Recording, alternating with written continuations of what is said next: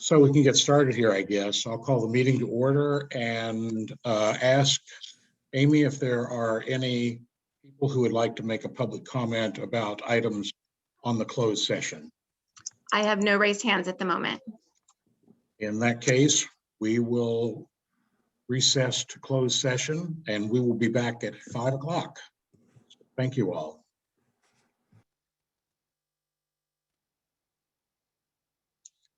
There we go. Great. Welcome everybody to the meeting of the Board of Education of Castro Valley Unified. Glad you're here. We'll reconvene to open session now and we'll begin. Do we have our student member with us? I don't see him on here. I don't see Shane. Okay, Parveen, would you like to lead us? I haven't. Sure. That'd be great. Thank you. Ready? I pledge allegiance to the flag of the United States of America and to the republic for which it stands, one nation, under God, indivisible, with liberty and justice for all. Thank you, Parveen. The board took no action in closed session. And we'll move on to approval of the agenda. Are there any changes to the agenda? Personnel. Okay. Amend. I'll move approval of the amended agenda. Thank you. Is there a second? I'll second it. Thank you, Michael. Okay, so we'll move on here since we don't have our student member. I'll start off with Trustee Whitaker, your vote. Yes. Trustee Kuziak, Yes. Trustee Adams, Yes. Vice President Theodore, Yes. and I'll say yes. So the agenda is approved 5-0. Trustee Whitaker, could you read our mission statement, please? Yes, thank you, President Howard. In partnership with the community, Castro Valley Unified School District educates students in a learning environment that is safe, nurturing, and culturally responsive. Students are guided by excellent, inspired staff, utilizing innovative instruction, curricula, and technology. Thank you. So I have a comment here about public comments. The board respects and encourages the public to comment on matters on the board agenda and within the board's jurisdiction. The board fully supports civil discourse and requests that everyone respect each other and their point of view. Individuals who would like to address the board must raise their hand during the start of the agenda item. To comment by video conference, click the raise your hand button, and to comment by phone, raise your hand by pressing *9. When public comment is being taken on the eligible agenda item, you will then be unmuted during your turn and allowed to make public comments.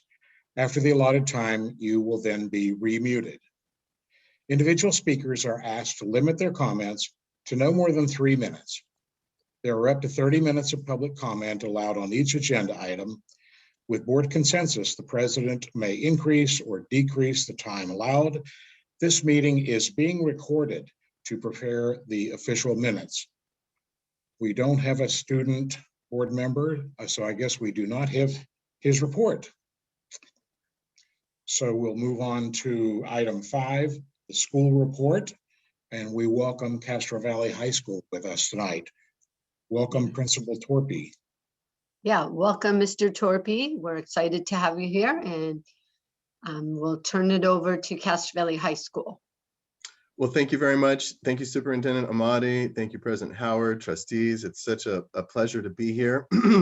We didn't have the opportunity to present last year, so I feel like I haven't been here for a long time. So I'm very, very excited to be here.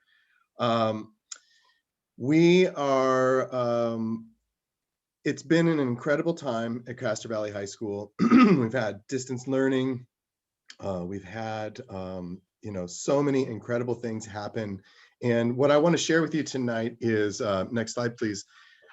The way that Castro Valley High School has been able to come together, even as we're apart, and the way that students have,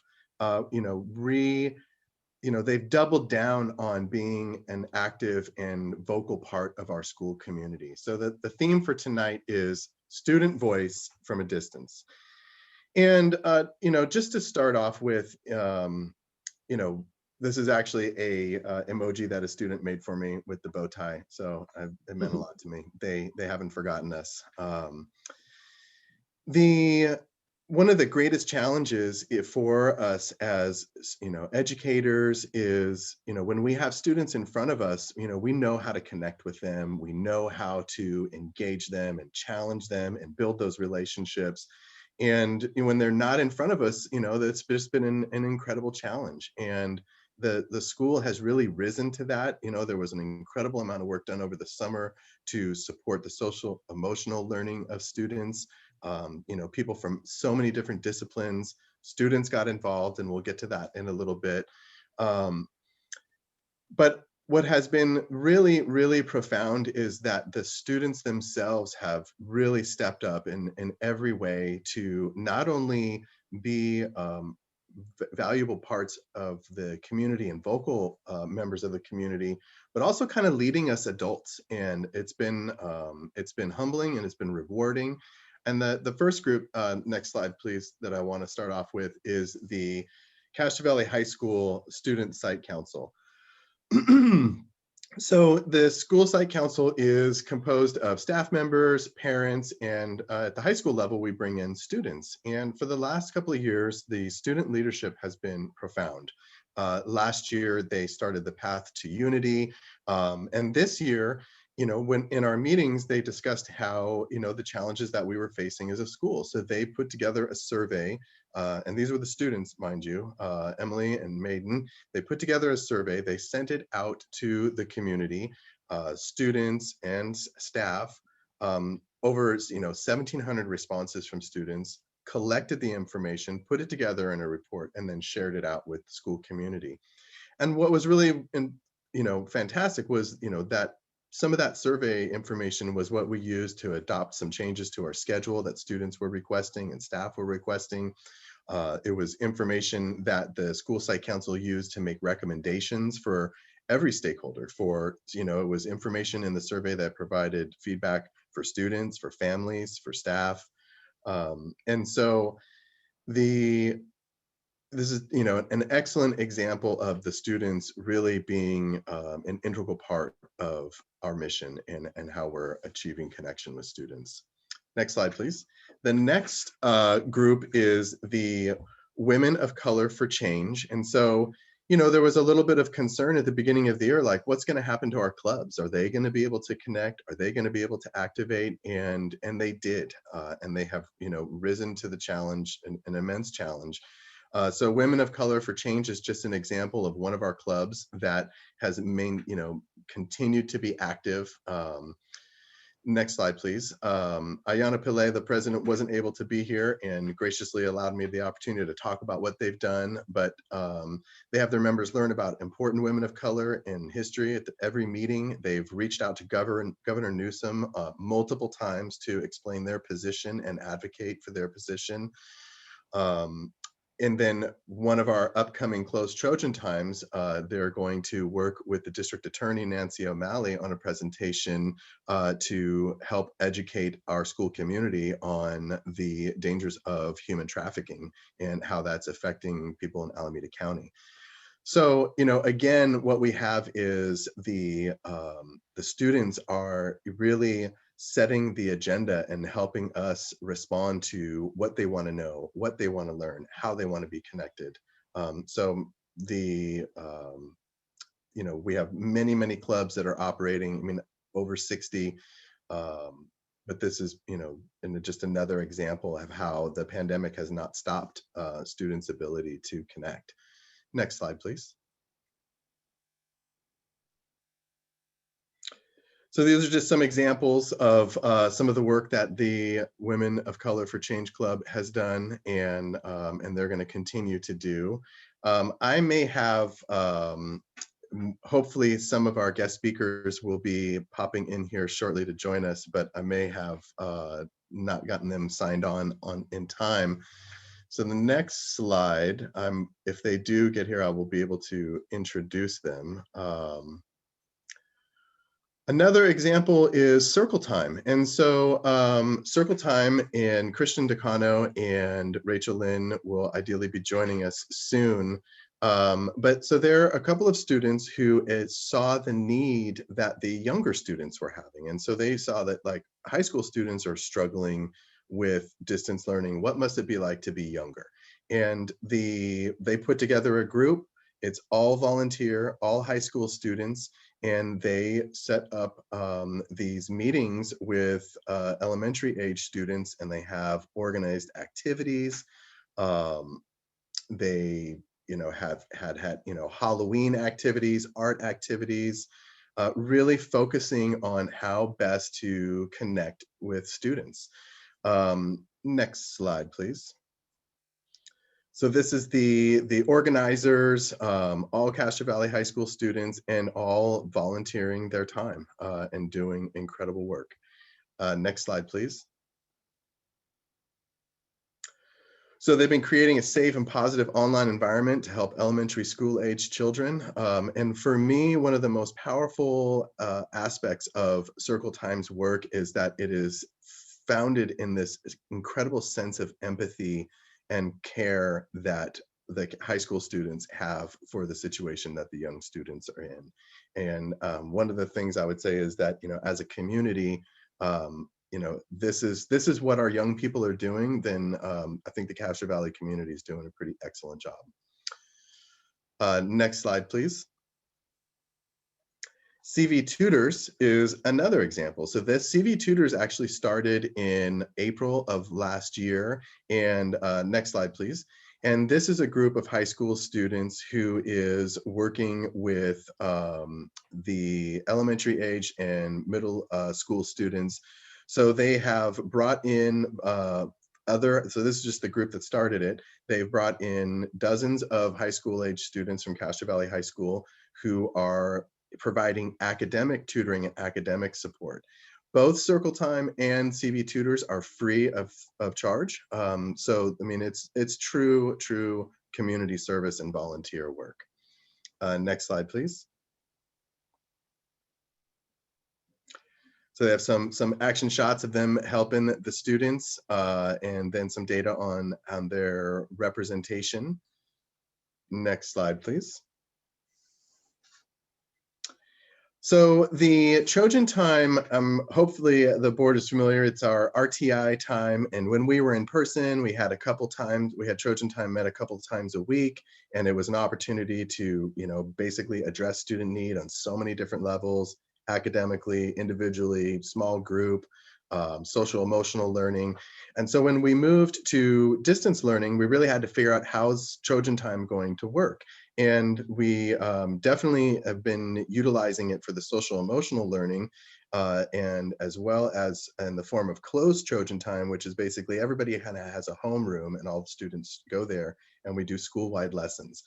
And so this was stuff that was worked on over by the summer by staff. And then starting in the beginning of the year, we brought in the Trojan Time Student Advisory Board. Candace Tigerman is our RTI coordinator, and has just done a fantastic job of soliciting feedback from this incredible group of students. It's about 40 students, diverse by grade level, background, life experience, and just incredibly vocal, and has really helped shape how we're approaching Trojan Time, the things we're teaching, how we're teaching it. So just if we can play the video really quick. Thank you. Hi, my name is Daisy Avila. I'm a junior at CVHS, and during closed Trojan time, we have discussed ways for the CVHS community to handle racist situations. We've also done community building, which has helped me with the social aspect of school because I haven't gotten that much social interaction over my computer. And the Trojan Time Student Advisory Board has helped me realize that there are other students who are willing to take time out of their day to help the community grow during these tough times. Thank you. Hi, my name is Caitlin Shahawi. I'm a junior, and something that I've done in closed Trojan Time this year that has been valuable to both me and my community is to explore the impact of diverse art and literature on my empathetic skills and the power of gaining new perspectives. Hello, my name is Christian Nakano. I'm a senior at Castro Valley High, and I think that closed Trojan Time is different this year, as it should be. And I think it's different in a lot of good ways and how it's adapted to how we are now. Personally, as a high school student, and especially as a senior trying to apply to college, it was really difficult in processing all these topics that have been going up, all these issues that have been coming up. And it's been difficult.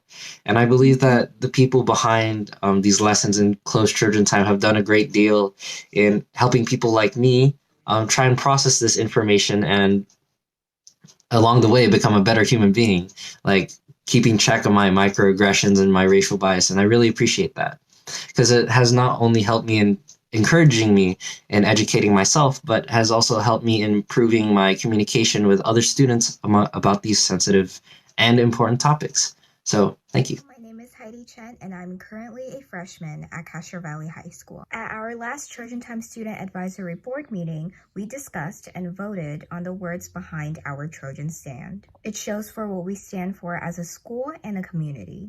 During closed Trojan Time, we have learned what anti-racism really means and how to fight against our implicit biases. My name is Wandi Mwinde, and I'm in 11th grade.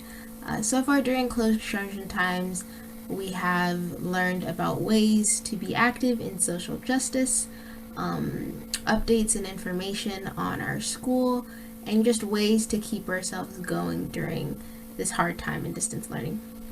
And the advisory board has worked on keeping students participating in these closed Trojan Times and having them walk away from them either more informed and updated, inspired, and just benefiting them in as many ways as possible.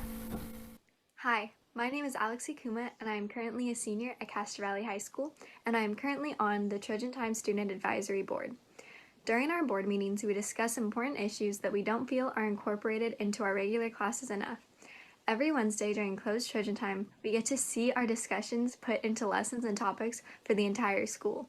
This advisory board has given us a voice and allowed us to effect quick change in our education like we never had before. Thank you very much.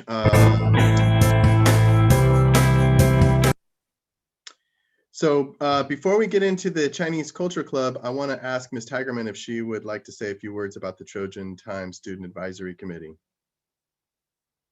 Hi, thank you. Good evening, everyone. So the Trojan Time Student Advisory Board really has just been an awe-inspiring kind of interaction with students, that it is students who are so driven and metacognitive about their experiences that they really bring an incredible perspective and a diversity of perspectives. And so sometimes we meet and have discussions. I will ask them for feedback for doing Trojan Time activities, and it's really, they're just very involved, and you saw how beautifully they talk about everything, and they're able to conceptualize things in ways that that is really quite amazing for young people, for teenagers.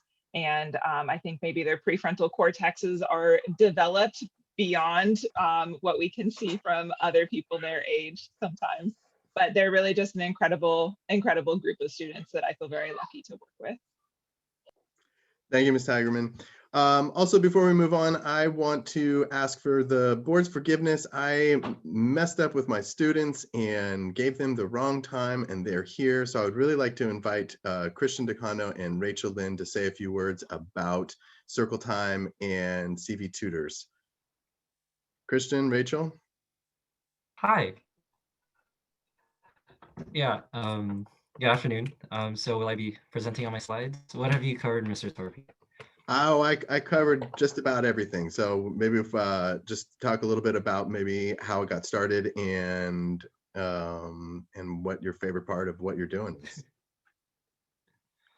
Of course.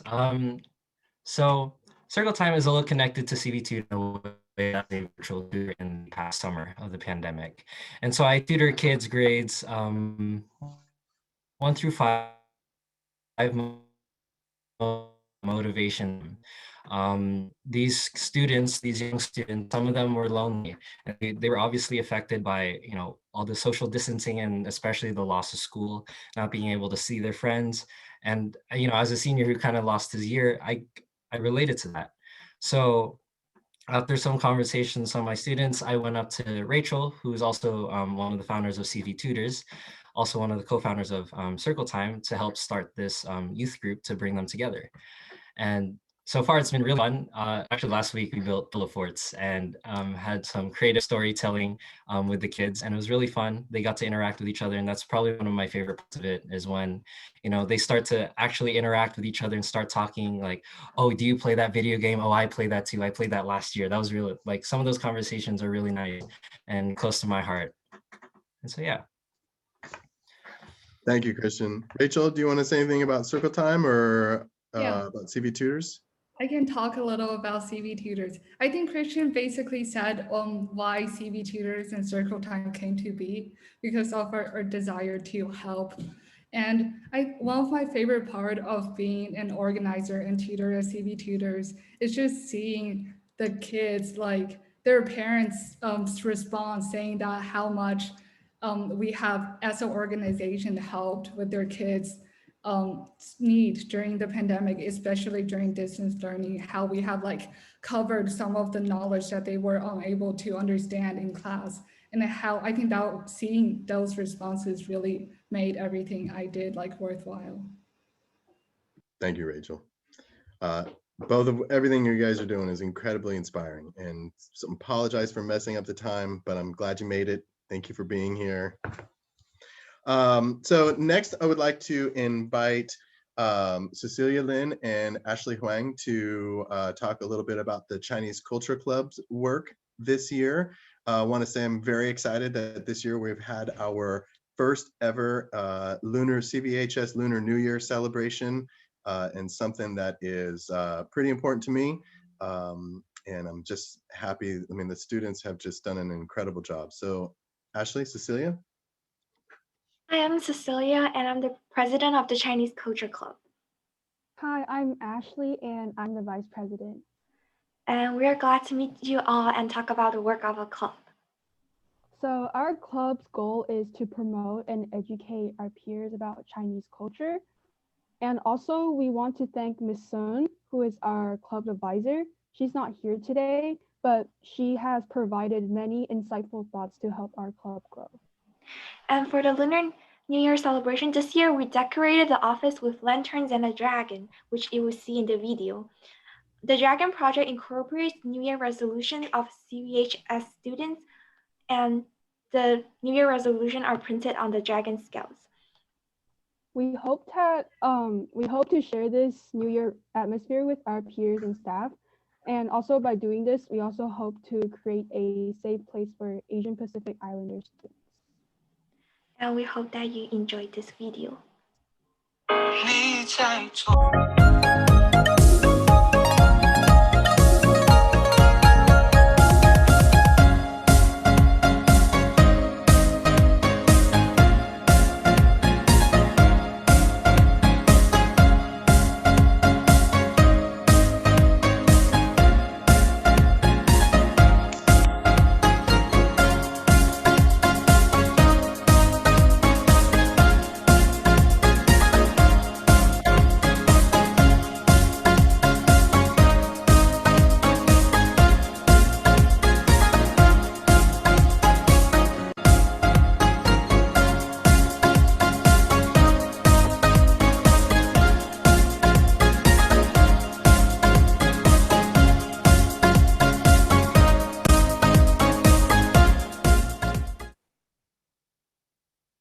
Thank you, Cecilia. Thank you, Ashley. One thing I want to say is that this is all part of our season of service period of peace. So for example, today during our closed Trojan time, the Chinese Culture Club did an incredible presentation, and we have different clubs doing different presentations to bring awareness, to share culture, and to just celebrate one another. So can I jump into talking about my student of the year, or? All right. Go ahead. So it's a great pleasure to introduce you to Jada Wright. Some of you probably already know her.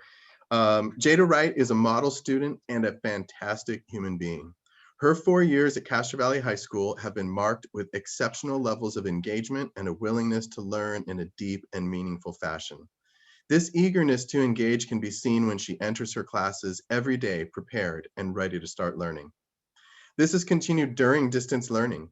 Jada is joyfully present and engaged in every class period. From the perspectives of her teachers, Jada Wright is a caring, perceptive, and helpful student. She has been a leader in her classes from the beginning of her time at CVHS. On field trips, when a peer needed a helping hand or a walking partner, Jada stepped in. She would often be the voice of her class, advocating for her peers and unwilling to accept anything less than truth and transparency. She helped her classmates with reading, technology, and cooking projects. Her teachers barely needed to ask to get Jada's assistance with any task. Jada is a spirited and dedicated CVHS Trojan. She served as a teacher's assistant for students with disabilities with excellence. Jada would make sure that students made it from the bus to class every day and then work with them in class. With glowing enthusiasm, Jada participated in dances, activities, games, and the Special Olympics. Her connection and involvement on campus is a shining example of Trojan togetherness. Thank you, Jada. We will all miss you so very much next year.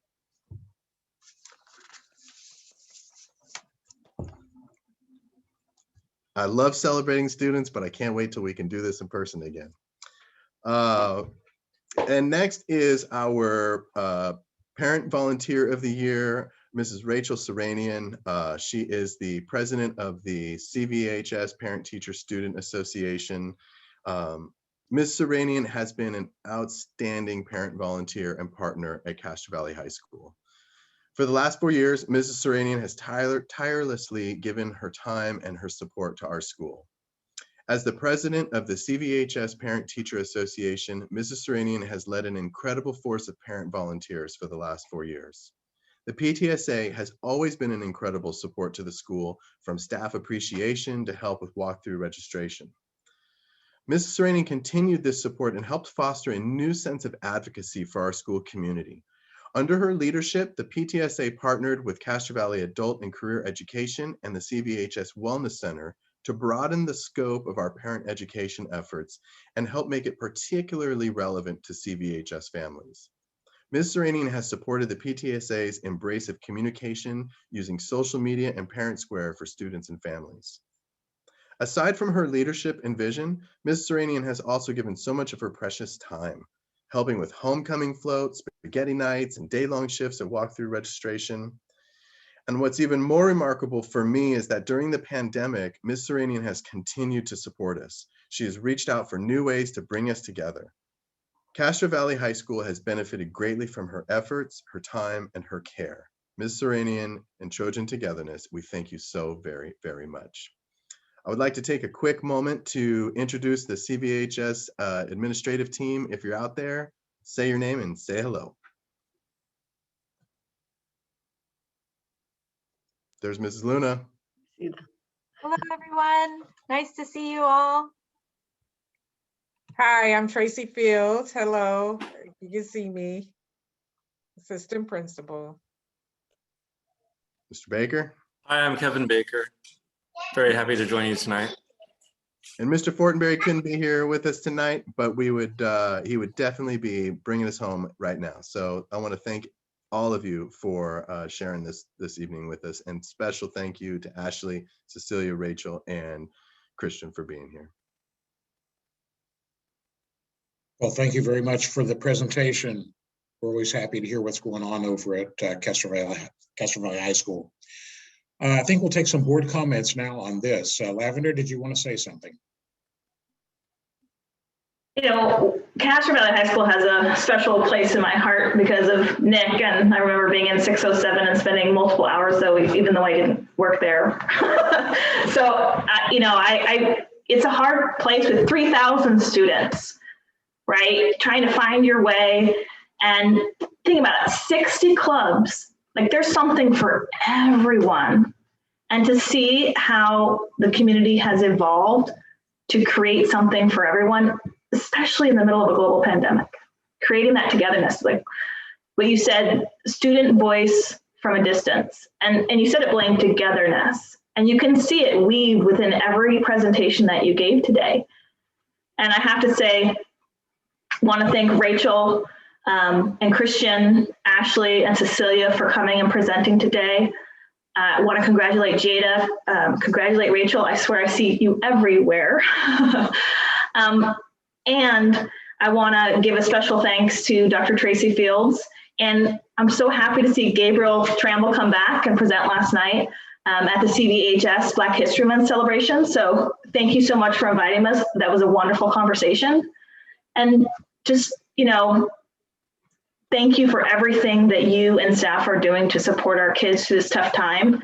And I'm just amazed and excited to see what they're innovating and creating together as a community. You know, Castro Valley, activism, altruism, and really having empathy for one another during this tough time. So thank you for all that you do, and thank you for coming tonight. Thank you. So Shane, I'm glad to see you're here. You want to say something about your own school? Yes. First, just I think it's so incredible what Mr. Torpy and Ms. Tigerman and all of admin has done. I know me and the ASB president, Alex Ikuma, came to them a while about wanting to incorporate more students into these lessons, but never did I think like a whole board would be created to implement to these anti-racist lessons, anti-bias lessons. So the fact that you've created this board that you actively meet with is really telling of how much you care about the student voice. And I know that's really special to me even now this year because we're so disconnected, but to have that group of people that you obviously show great care for and care for their opinion is amazing. And then secondly, also big congratulations to Jada. I've known her since middle school. I know she always brightens up the room whenever she enters it. So congratulations. Thank you, Shane. Great. Dot? Thank you, CVHS, for such a great presentation. This is, of course, all of our favorite part of the board meetings is the school presentations. And I love seeing the transition from our elementary schools where so many of the activities are, of course, teacher or parent led through now the high school, and to see how much student led activities there are, and they're leading really amazing things, and it's so wonderful to see. So thank you very much for bringing these students to us tonight and the programs that they've put together during this really rough time. Thank you. Thank you, Ms. Theodore. Mike? I want to congratulate Jada and Rachel. Thank you so much for all you're doing for our Castro Valley High School community. I want to talk directly to our students and thank you for what you're doing. You're showing leadership in a time that we need it. The fact that you have the empathy, the radical empathy I'm seeing from our students, just it inspires me. It gives me hope about the future of this community, and you are making this community a better community through your actions. Thank you for stepping up right now. I have to say something to Dr. Fields and thank you for the Black History Month celebration last night. That was wonderful, and thank you that we have this supportive administrative team here supporting our kids as they're going into the future and imagining who they can be and imagining what our future can be. Thank you so much. Dolly? Oh, hi.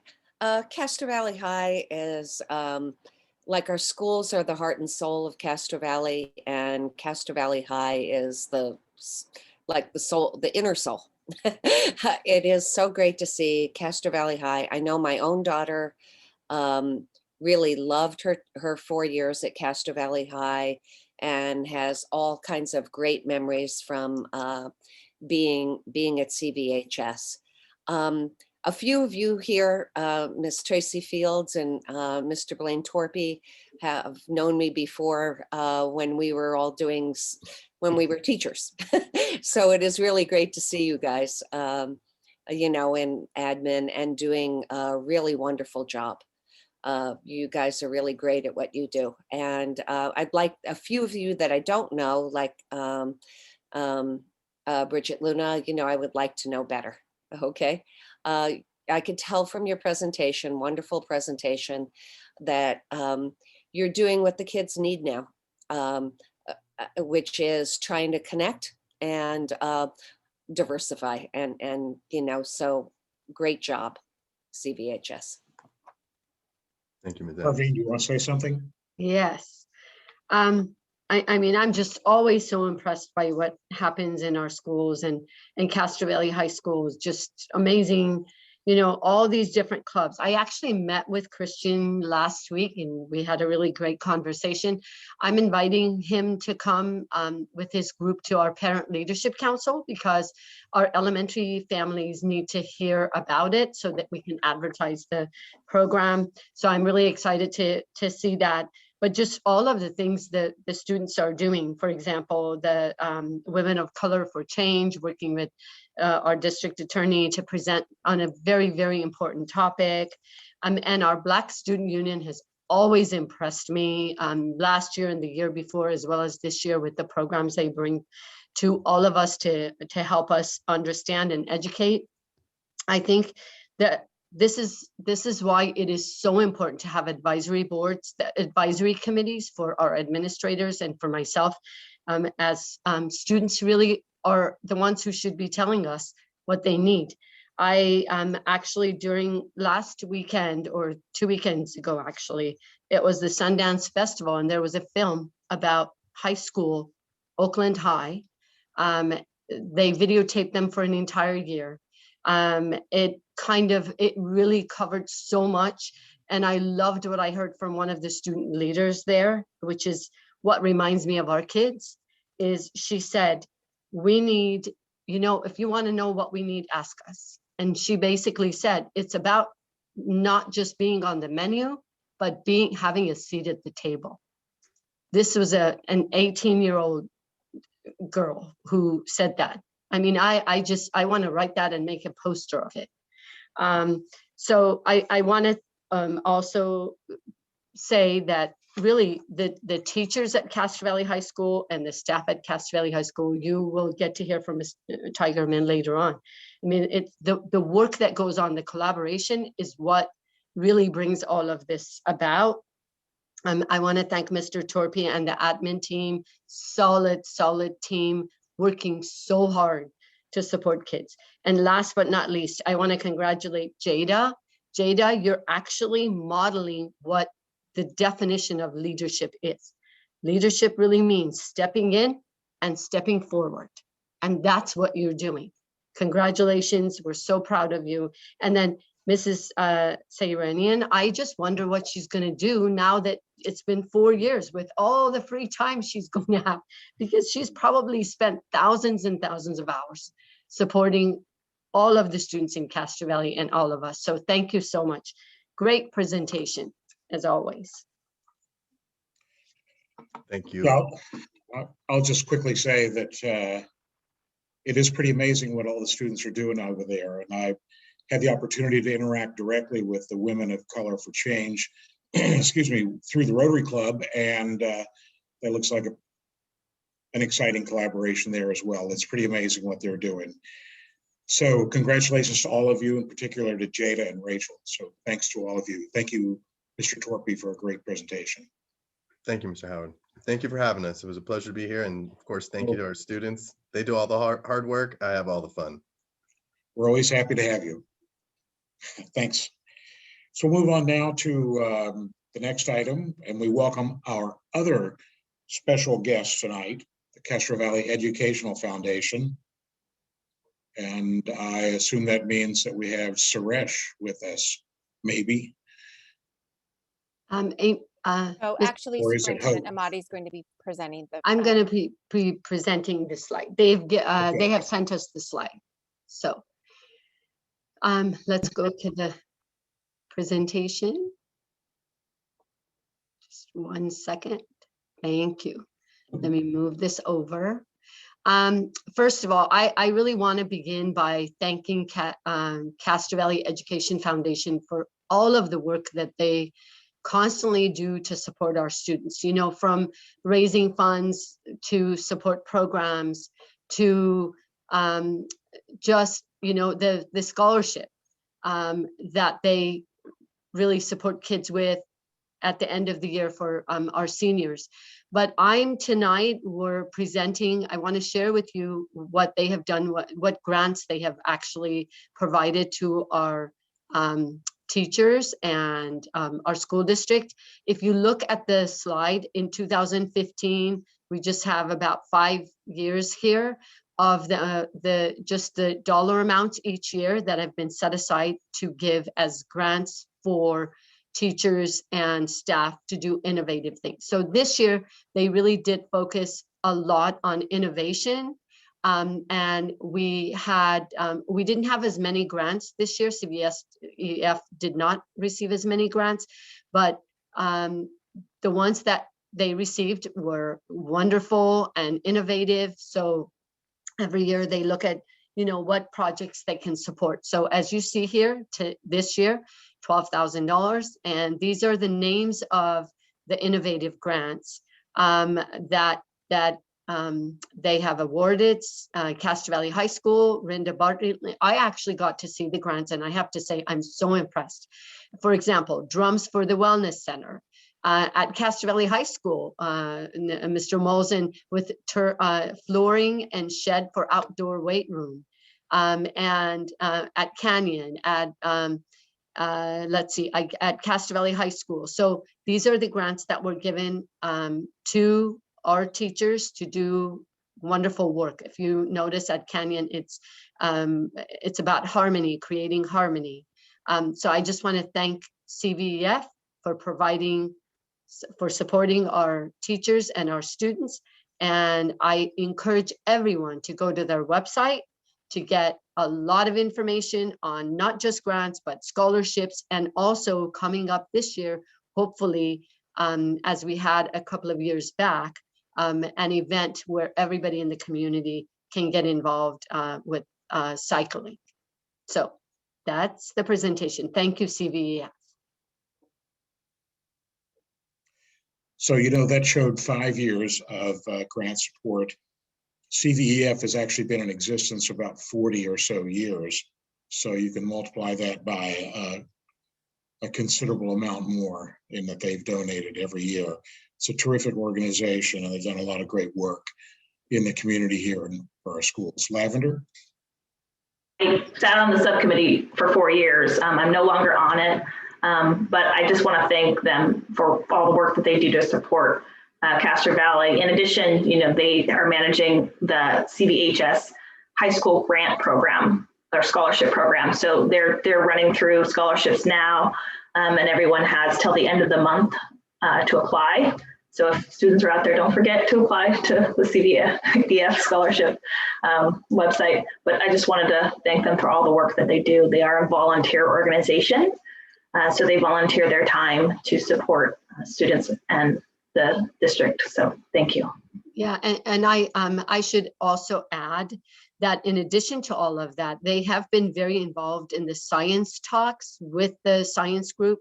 And also when we started the theater program in elementary, it actually all went through Castro Valley Education Foundation. So thank you so much for all of their all the efforts and support of our students and staff. Mike? Yeah, I'm taking advantage of the fact that we have quite a few participants tonight from the public. The only way we have a Castro Valley Educational Foundation is if our community gets involved with it. And so I hope you all will take this as an opportunity to learn more about it, how you can provide financial contributions and other support to it in making their programs happen. It's really great to see that they have found a way to support distance learning and continue the grant programs during this time period. But I encourage you to be involved with your parents club, your PTAs, and also the Castro Valley Educational Foundation for all the good work they're doing for our schools. I'll make one other comment too. They do support a lot of scholarships, but in addition to that, thanks to the late Neil Fong, a really wonderful young man who passed away sadly a few years ago, they have a system, an electronic system that allows people to set up a scholarship very easily. And they also have a system that allows the students to apply once and be considered for all the fellowships, not only at the high school, but many other organizations in the community use the Ed Foundation scholarship system in order to find applicants for their own scholarships. So organizations that used to get a half a dozen applicants now get dozens that they can perhaps support in that way. So yet another thing that I think the Ed Foundation did. And once again, thanks to Neil Fong for doing that. So terrific. Thanks very much to the Ed Foundation. As Mike said, it's a great organization to help out, and we wish them the best in future years. So we'll move on now to item 7. To item 6, and ask if we have a representative of CSEA with us tonight. I see Robin. Hey, welcome, Robin. Hello, hello. Go ahead. Our CSEA 52, chapter 52 is active and rolling. We have had virtual meetings. We are planning additional meetings, and we'll be heading to the negotiations table here shortly to update some of our agreements that we've made over the years. And looking forward to that process. It's just been a busy time, and we say hey, hi, and howdy to everyone at the board meeting tonight. Thank you, Robin. Do we have Mark or a representative from CVTA with us tonight?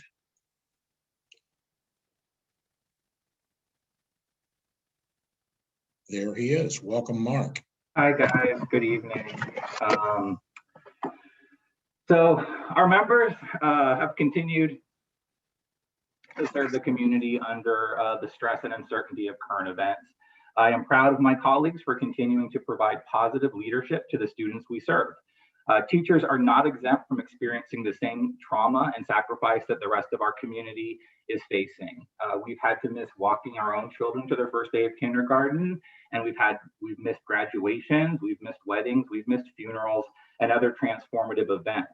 We have sacrificed for the well-being of the whole, and every day we show up to our virtual classrooms to serve our students and the community. Despite what some folks think, transforming our whole educational system has been incredibly difficult and continues to be a challenge. Last week, as you know, our elementary colleagues approved of an agreement for a hybrid schedule, as well as safety requirements for returning to in-person learning. We are proud that we are one of, if not the first district in Alameda County to have an agreement on a hybrid schedule. Piedmont may have beat us, but I'm not sure. This speaks to our teams and our colleagues' commitment to educating our students in person.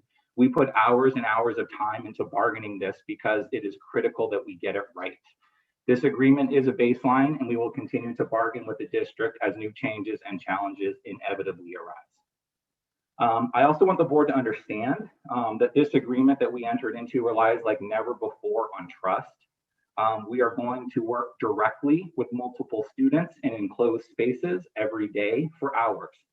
We need to trust that parents will do their part by taking the daily health screener seriously, because it is deadly serious that it is filled out honestly every day.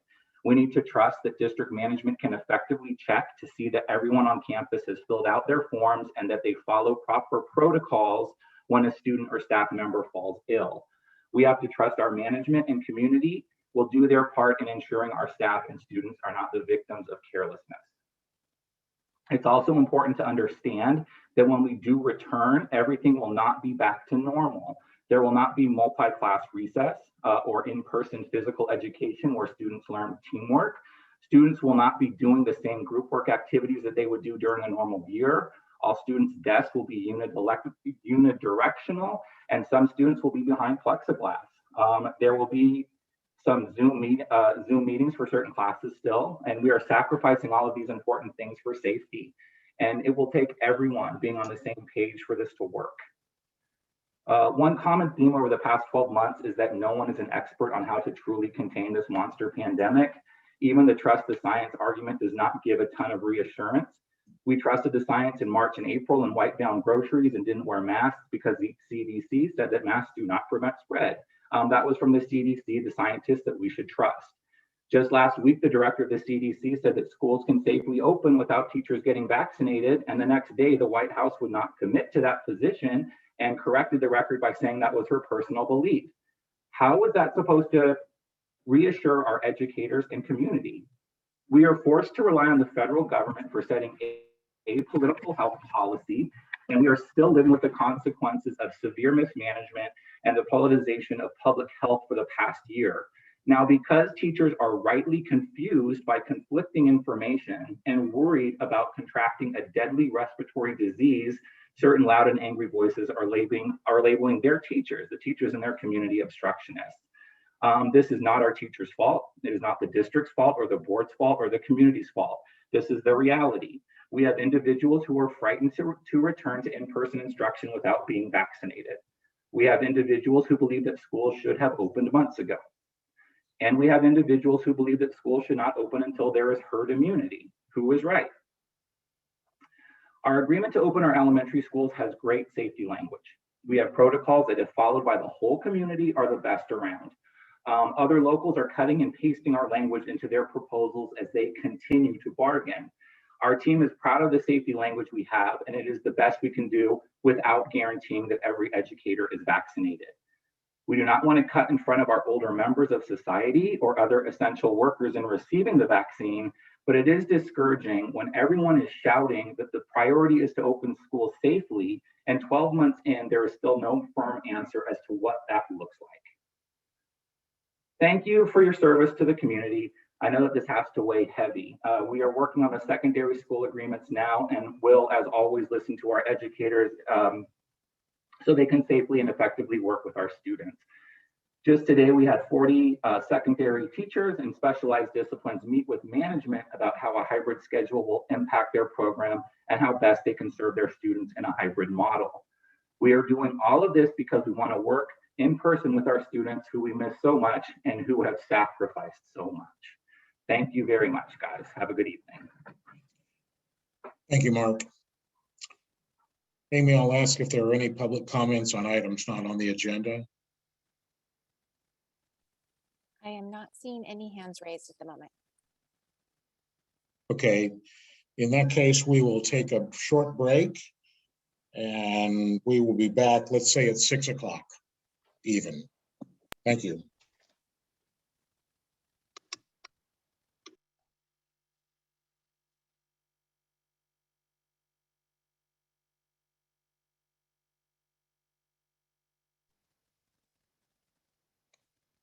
Well, welcome back. We're ready to start again. And the first item on the agenda is the consent agenda.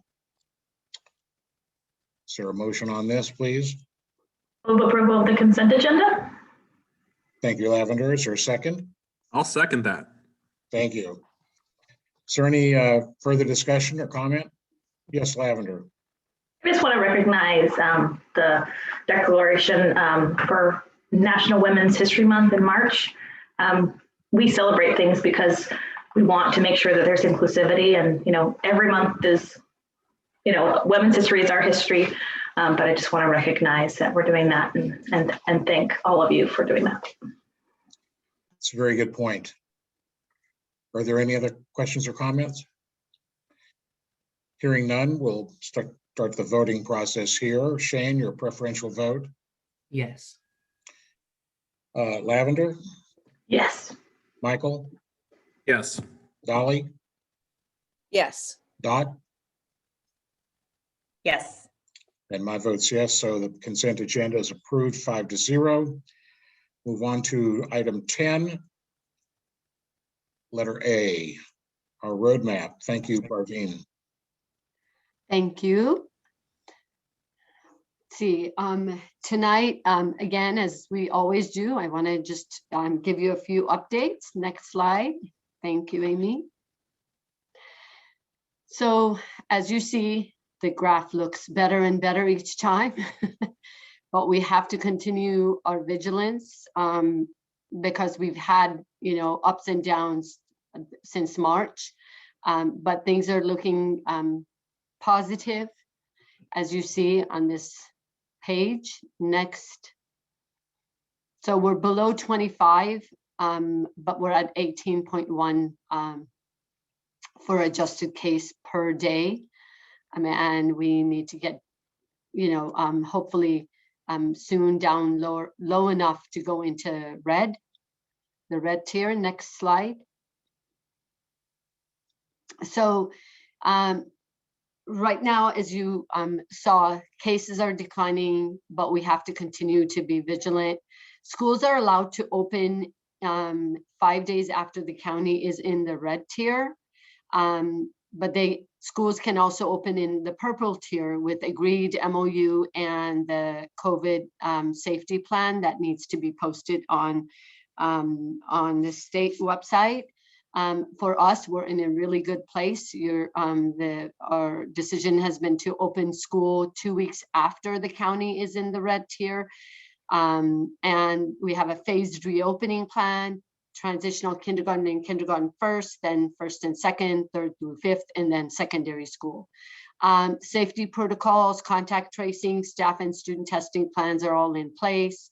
Reopening agreement with CVTA, as you heard from our CVTA president, has been completed for elementary and approved. We're excited about that. And reopening agreement for secondary is in process and expected soon. They have been working really hard to get all of the details worked out. So we're excited about that.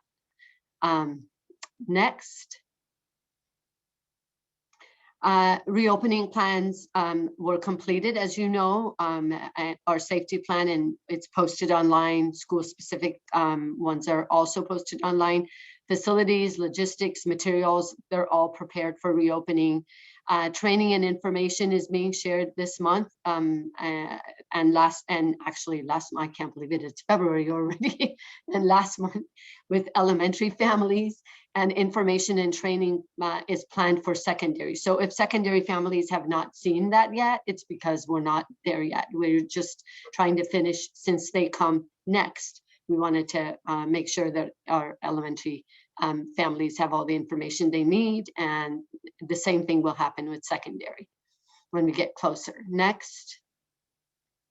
So vaccination, as all of us know, that phase 1B actually started this week, which includes 65 and older, as well as education, those who work in education and health and childcare. But we all know that, as you have already heard yourselves, and you also get to see on the news, there are not enough vaccines available in California. And I want everybody to know that we're making every effort to get information out to folks. We actually have, we emailed our staff and let them know that phase 1B is has now started. We have an FAQ for our staff on the website with information. What's happening is that we are in the unincorporated area. So I did contact Supervisor Miley, had a conversation with them to find out when there is going to be a place of distribution. It's called POD in the unincorporated area, and it's going to be set up at Ashland in Cherryland. It's coming up, it's not set up yet. Kaiser, we've contacted Kaiser. In fact, today I spoke to Kaiser again, and I'm going to put some more information in the FAQ. When I obviously really wanted to push and say, so we're in phase 1B.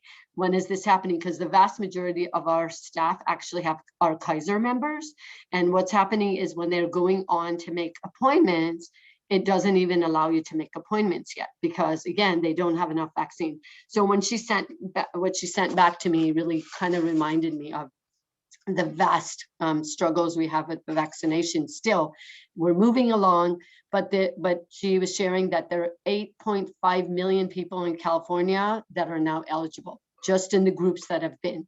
And Kaiser by itself has 9.3 million Californians that are Kaiser members. And they've only had just a little over 630,000 vaccines. So that's just Kaiser. But she did mention that they are going to open up for people in group 1B soon, hopefully, to go ahead and make their appointments. But again, when you make your appointments, it doesn't mean that it's tomorrow, and then you have to have your second shot. So I'm just trying to share the struggles around that. And I know that Trustee Theodore is actually involved in vaccination and could also share how, how really the struggles with having enough vaccines. Sutter we've been in contact, we've contacted Sutter, and they're still vaccinating other groups and not available for phase 1B, which is education and childcare, but they have asked us to have our members go ahead and register for My Health. And because any entity, you can actually, even though you're a part of one healthcare system, you can actually get your vaccine in other places. And then places of distribution pods are being set up in Oakland, Ashland, Cherryland, Pleasanton Fairground, and possibly Livermore. So that's just what we have on vaccination, and we'll keep updating our employees on vaccination. Next.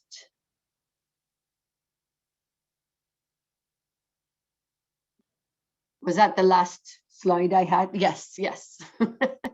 That's the last. It's hard not to see. Yes, question. I was wondering if Dot might want to say anything about vaccinations, since she's so deeply involved in it. Yeah. I'll put you on the spot, sorry.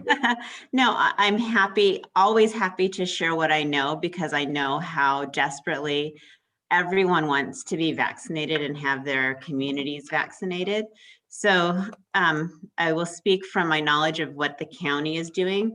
The mega pods that are being set up at the Coliseum and the fairgrounds are going to be run by FEMA, so not by the county. And those you'll have to reach out to Kaiser Sutter to make those appointments. The best advice I have right now to get yourself on a list is to use myturn.ca.gov.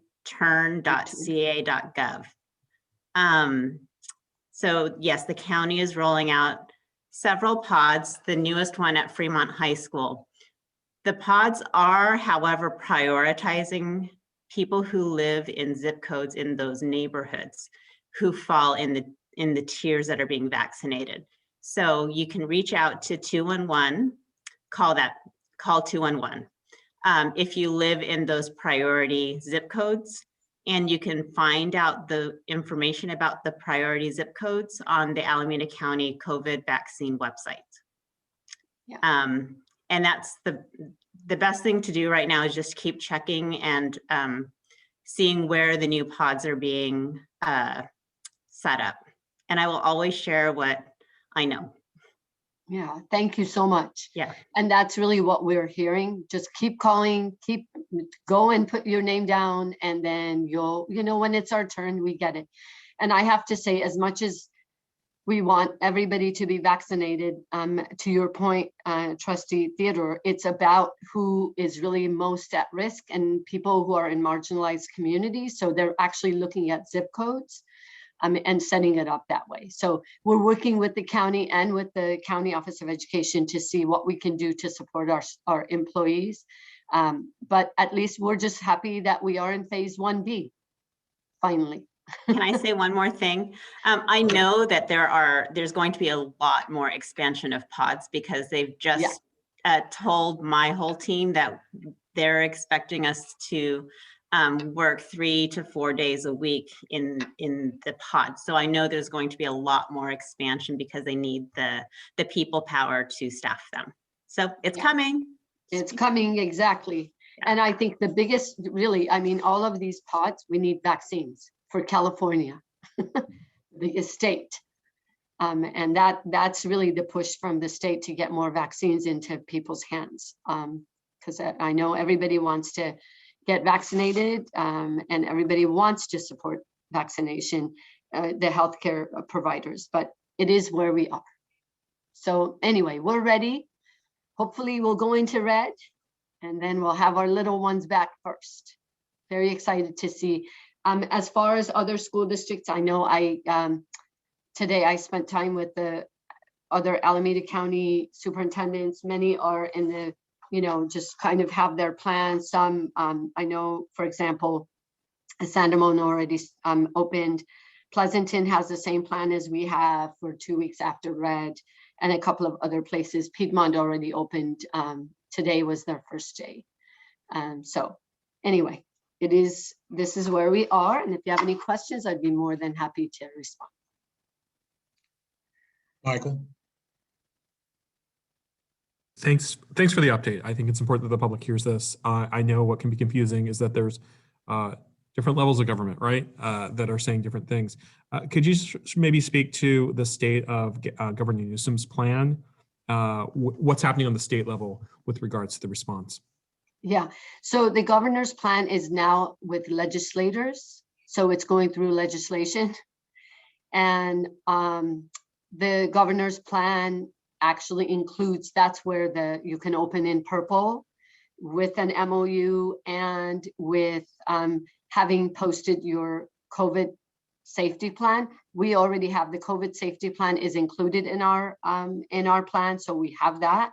But that's where the governor's plan is.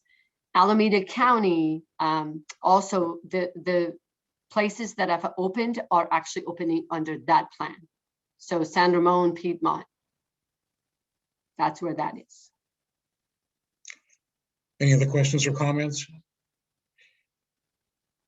I think we have a couple of people who would like to speak. Is that correct, Amy? Yes, it is. So we could bring them on now if you like. Thank you. First, I have Robert Fortner. Robert, welcome. Hi there. I'm a parent of a Castro Valley Unified school student. And it's very important to me that the teachers are fully vaccinated before school opens. I think it's irresponsible to the community if it opens before the teachers are vaccinated. And that's about it. Thank you. Thank you for comment, Robert. Sure. Next, I have Logan. Logan, welcome to our meeting. Hi, are you there? We are. Go ahead, please. Thank you. Thank you. I'm a parent of an elementary school student. I do not feel that it's safe to send my child back to school until all teachers are fully vaccinated, especially with the new variations being discovered in the Bay Area. It is irresponsible to the community to reopen before the teachers are fully vaccinated. Thank you. Thank you for your comment, Logan. Are there others, Amy? Yes, I'm sorry. There are about Okay. 7 more. I have Zach. Is it Zachariah? Zach, welcome. Yes, hi, sorry, that's my son's name. Oh. Because Welcome we to use you him for too. school. Thank you. So yes, at least I guess it could be worse. I could be a cat face talking to you right now, I guess. But so there are several things that I'm concerned about with school reopening. And I just wanted to make sure to bring those up to the board and district. I am really happy to see a lot of the plans that are being put into place, but I feel like schools probably, hopefully reaching to red tier and probably opening in March or later, I don't know, hopefully. I'm confused about the consequences. What happens when something doesn't go as planned, whether it has to do with the screening or whether it has to do with the children's masks? You know, I see kids in the pods at school on my kids' classes and they're not wearing their masks correctly or sometimes not wearing a mask at all. And it really concerns me because I don't understand, you know, what will the consequences be when these things happen, and what can we do to get these children better fitting masks and make sure that they're wearing them correctly? And I'm really worried about that.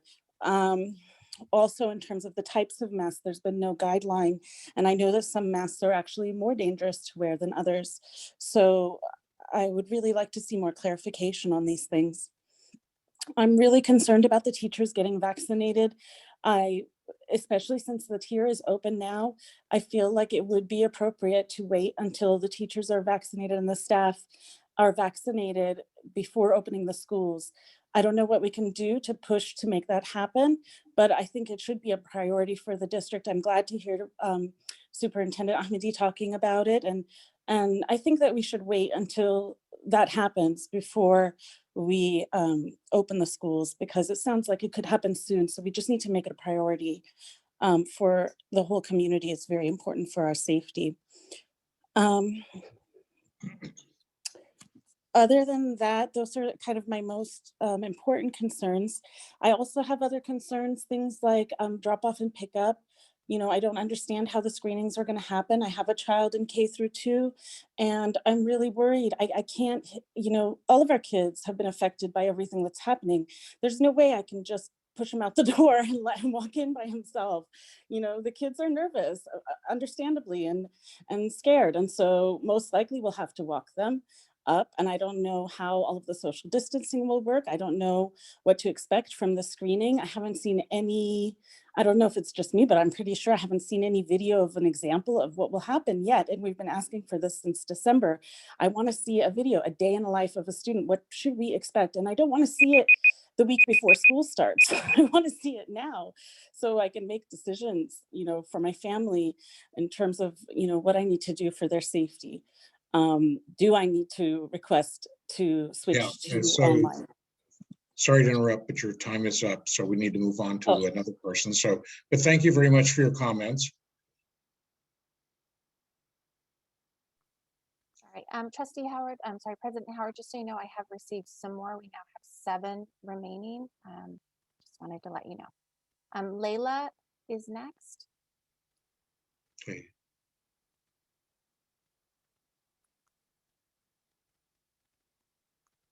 Trustee Howard, do we need to cut the number of minutes then? Or 3 minutes, but only 7 more people. There are only 7 more. So that would be a total of 10, around 30 minutes. Yeah, if Amy can kind of. Yeah. So we have Layla with us now, I think. There you are. Hi, welcome. Hi, so my name is Layla, and I go to school in Castro Valley. I miss my friends and teacher, but for some reason, I don't want to go to school. And the reason is because of the coronavirus. If the teachers and the staff are not vaccinated, that is not safe. My mom is a preschool teacher, and she did not get her vaccine.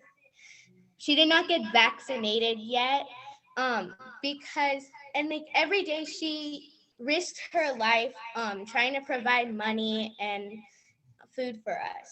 So if the teachers don't get vaccinated, it's not safe at all for all the other kids to just go there, because they're putting the teachers in danger.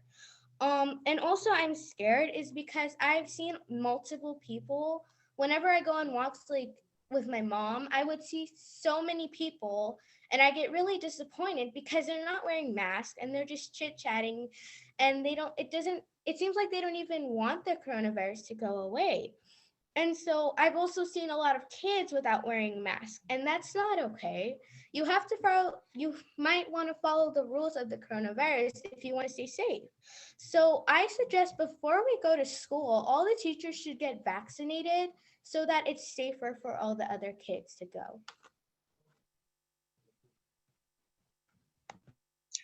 Well, thank you, Layla, for your comments. I see people wearing their masks incorrectly or not wearing them too, and I wish they would do it the right way, but thank you very much for your comments. Next, we have Michelle Smith. Hi, can you hear me? Hello, yeah. Thank you. Glad to hear you. First, thank you. I wanted to acknowledge, and I agree with the parents that have been speaking about having all of the teachers vaccinated first before we even consider opening the school. And although cases are going down, there are new variants that are more easily transmittable to person. In fact, the CDC is saying that these strands of the virus are going to reverse all of the progress that the US has had thus far. It's only a matter of time before these cases begin to rise again. So I don't know why I'm seeing on this call like such great hopes for, oh, when we get in the red, it's still a problem, okay, people? Earlier this year, we were told that the transition time for reopening the school would take place at the end of the trimester to avoid major disruptions. Will the school will they wait till the end of the trimester? Also, being in the middle of a quarter or secondary, would in-person learning start at the beginning of the next quarter? Another thing, and I'm sorry, I'm rushing because I only have like a minute and 50 seconds, but does the school have a real plan in place for parents who are still not comfortable sending their children who are currently enrolled in distance learning back to school this year? If there is a plan, how is that being communicated to all parents? If there isn't a plan, when will this plan be communicated to all parents? I am one of those parents and I've been told, oh, okay, because you reached out to me, but what about the other parents who haven't? And lastly, reopening the schools right now, when there are so many unknowns with this virus, I think it's a bad idea. And with roughly 2.5 months of school left, why can't the board just vote to continue as is and start working on a plan to reopen for the next school year when the virus is more contained and all, the teachers, people have been vaccinated? I just think this is really irresponsible. Thank you for listening. Thank you, Michelle. I will point out to you that the district's plan is on the district website. It's about 60 pages. And there's even a plan for reopening each individual school. So I would refer you to look at that, and that may give you some information that you were seeking. Who's next, Amy? I'm sorry if I'm not saying this correctly, but I believe it's Shiyama Clooney. Yeah, we are apologizing about saying your name, but we're glad that you're here nevertheless. That's okay. That was pretty good. I'm trying to see if I can get my camera to work, but in the meantime, I'll start talking. So I'm a parent of an elementary school child and a middle schooler at Castro Valley Unified School District. And although they have historically been really excellent students, I have to, say as their mom, I've seen that the distance learning has had a really deleterious effect on them, socially, emotionally. We've been really trying to mitigate the academic impacts on especially the younger one. He retains information really well, but frankly, learning long division and partial products over a screen, even with a stellar teacher, has been really, really hard for him. So his teacher has just been wonderful. And we've been frankly teaching him as well in the evenings, or reinforcing what he's learned in the evenings.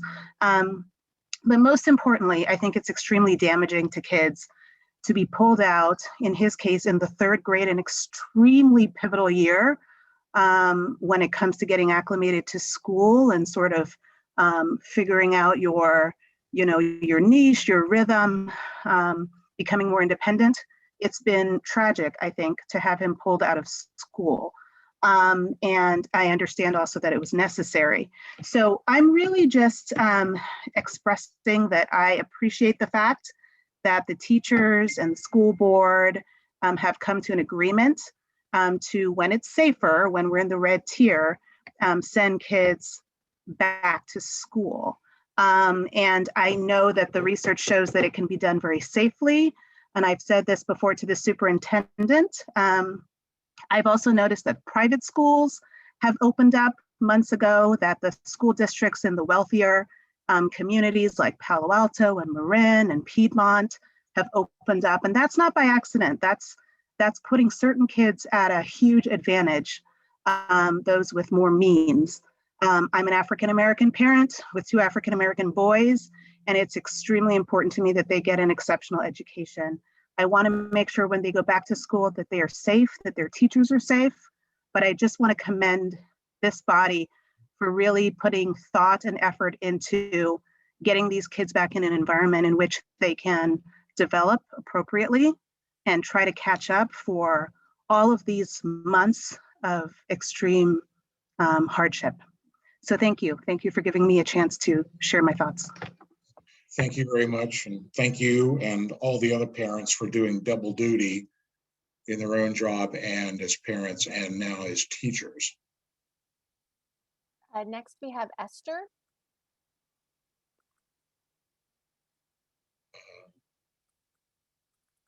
Esther, welcome. Hi, can you hear me? Yes, we can. Sorry, I had my mute on there. I just wanted to say I'm a paraprofessional in Jensen Ranch, and I work very closely with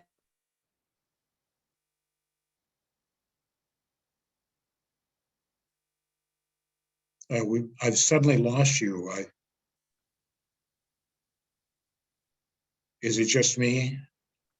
No, we No, can't. she's muted. No. It doesn't look like she's muted, but Esther, we can't hear you for some reason. Now we can hear you. You can hear me now? Yes. Oh, okay. Sorry. Do I need to start over? No. No, go ahead. Again, I'm just a paraprofessional at the elementary level, and I work with kids who don't always know personal space. And I just feel, I don't feel safe going back to school until I'm vaccinated. And I know I have other fellow employees who feel the same way, and other parents that I've talked with. They just don't feel safe sending their kids back without the educators being vaccinated. And I just wish that that could happen before we return to school. I just think it would be safer for everyone. And I know I would feel much safer for myself, for my family, for the community, for the kids that I work with, for my other employees, my coworkers. And that's it. I just want to just say that I hope that we can get vaccinated before we return to school. Thank you. Thank you, Esther. Next, we have Camilla Hurst. Camilla, welcome to the meeting. Hi, it's actually Norman Hurst, and okay, Norman, we're glad to have you as well. Thank you. Thank you for the opportunity to speak with you again. And mostly, I just want to thank you all for the great work you're doing. And I can see all the effort that's gone into this, and it's really great to see everyone pulling together on this. I know that most of the people who spoke before me were expressing concerns, and those concerns are very natural. Everybody thought the schools would be dangerous when the epidemic started, but the research is there, the research is clear. Big studies like in North Carolina, when they had rates of transmission double what our current purple tier is here, followed thousands of students, testing everyone, students, teachers, and staff, and found not a single case of child to adult transmission in any of these schools. And this is not unusual. Pretty much any district or school that's made a serious effort to set up a safe classroom has been successful, including the private schools in our communities, and now more and more of the public schools. And all of these studies, all of this data is from before there were any vaccines to go around. I completely support vaccinating all of our teachers and staff, but those are two different issues. And if we wait till that can happen, we're waiting until the fall, and it's just too long for our kids. I don't know if people realize that schools in the Bay Area have been closed longer consecutive than anywhere in the world.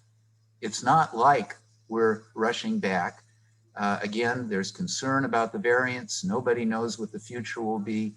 Our health department has shown an abundance of caution throughout the epidemic. We can be sure they will do that again if they need to in the future. Let's all hope not, but let's deal with the future when we get to the future.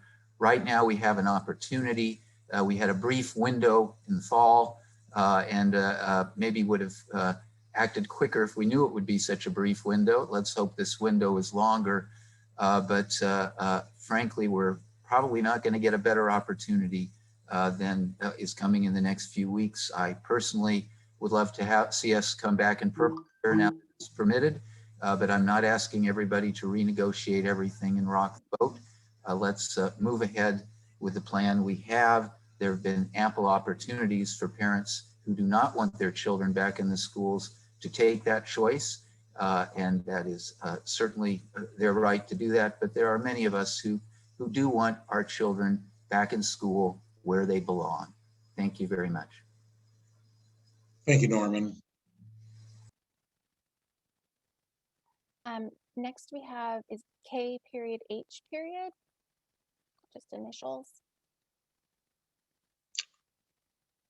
KH, welcome to the meeting. Thank you. Can you hear me okay? Yes, we hear you fine. Great, thanks. Good evening. My name is Elena. I'm a parent of a CVUSD student. I agree with all of the concerned parents I have heard speak. Our community health is so important to us all. Our teachers need to be fully vaccinated before our school doors open to students. We're so close. It feels irresponsible to get this close and potentially lose someone. It is for the safety of our staff, students, and the entire community. I don't feel like it's okay to just have one. We're too close. Thank you. Thank you for your comments. The next one is Dana Vickery.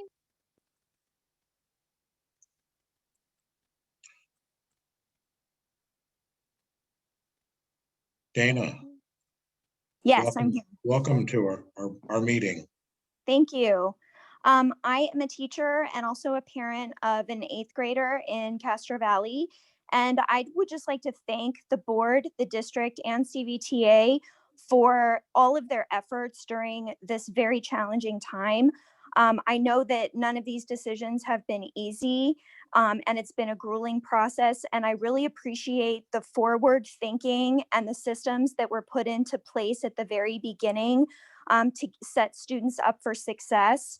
I see a lot of equity in our district. All students have access to technology, they have access to internet, and those who struggled, the hubs are open for them so that they have access to a teacher in person, as well as the students whose families decided early on not to send their students back to school and chose the virtual option.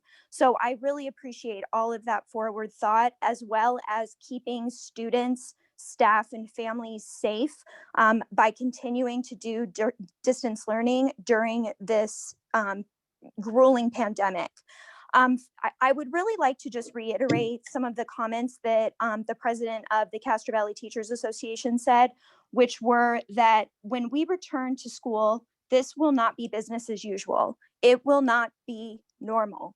The students will be in a classroom at the elementary level for 2.5 hours a day. There will be processes in place and procedures in place for parents to follow that will be logistical and very complicated and difficult to administer. We will all get the hang of it, I'm sure, but it is going to be very, very difficult. And I just want to reiterate that. There will be no recess. There will be no lunch for students. Students will be pretty much confined to one space for the entire day that they are in school with their teacher. They will also be doing asynchronous assignments at home, and the teachers will not be as readily available as they have been during distance learning. I would also like to reiterate something that I think is very important that the CVTA President Mark said as well, is that our MOU is based on an enormous amount of trust.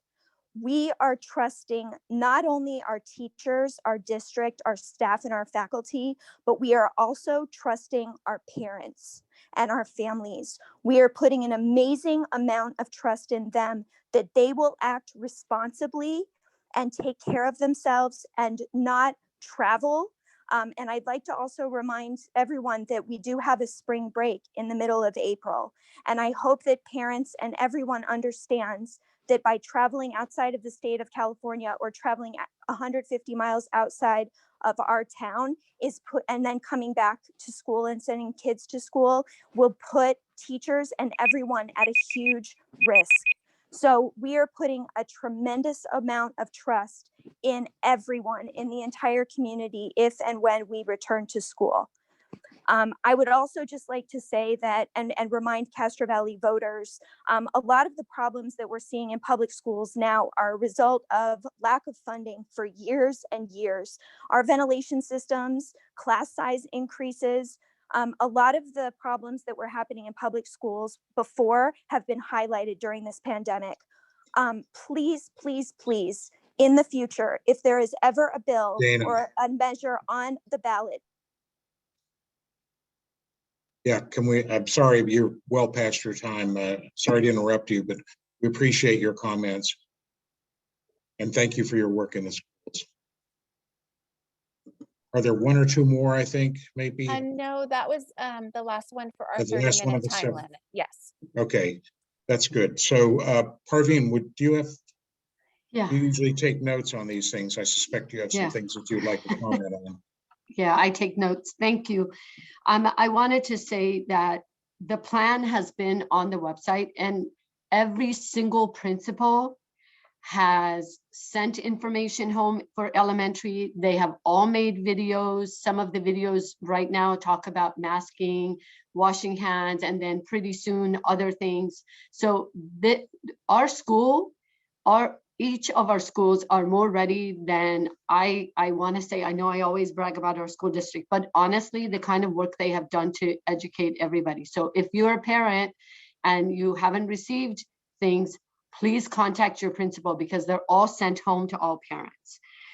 The other thing I wanted to talk about is, I want to say that our classified members, many of them have been here since March. Our administrators, and I know someone mentioned hubs, and students are with teachers. The hubs are actually managed and facilitated by our classified members who have been with children. We do have about 2 or 3 teachers who are working with small hubs, but the vast majority is our classified members have been in. So I want to thank them for that. I want to thank our teachers for doing such a good job distance learning. But I think it's important when we talk about vaccination that there have been a lot of people, our child nutrition every day, and they haven't been vaccinated yet. And the other piece that I wanted to just make sure is, as I mentioned,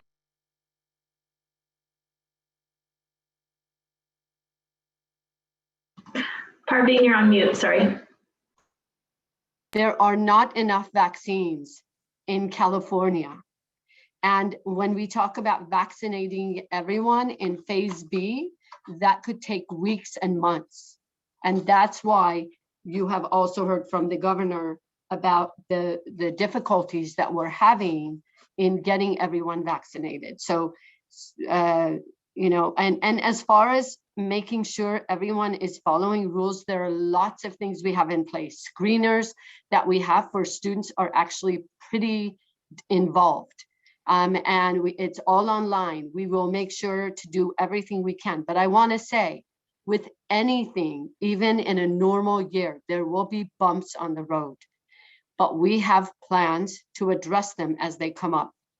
Contact tracing and following all of that is something we've done all these months when we've had hubs, and we will continue to do that. But again, I just want to say we're going to do everything we can, but I really want to reiterate what you heard from a couple of our parents.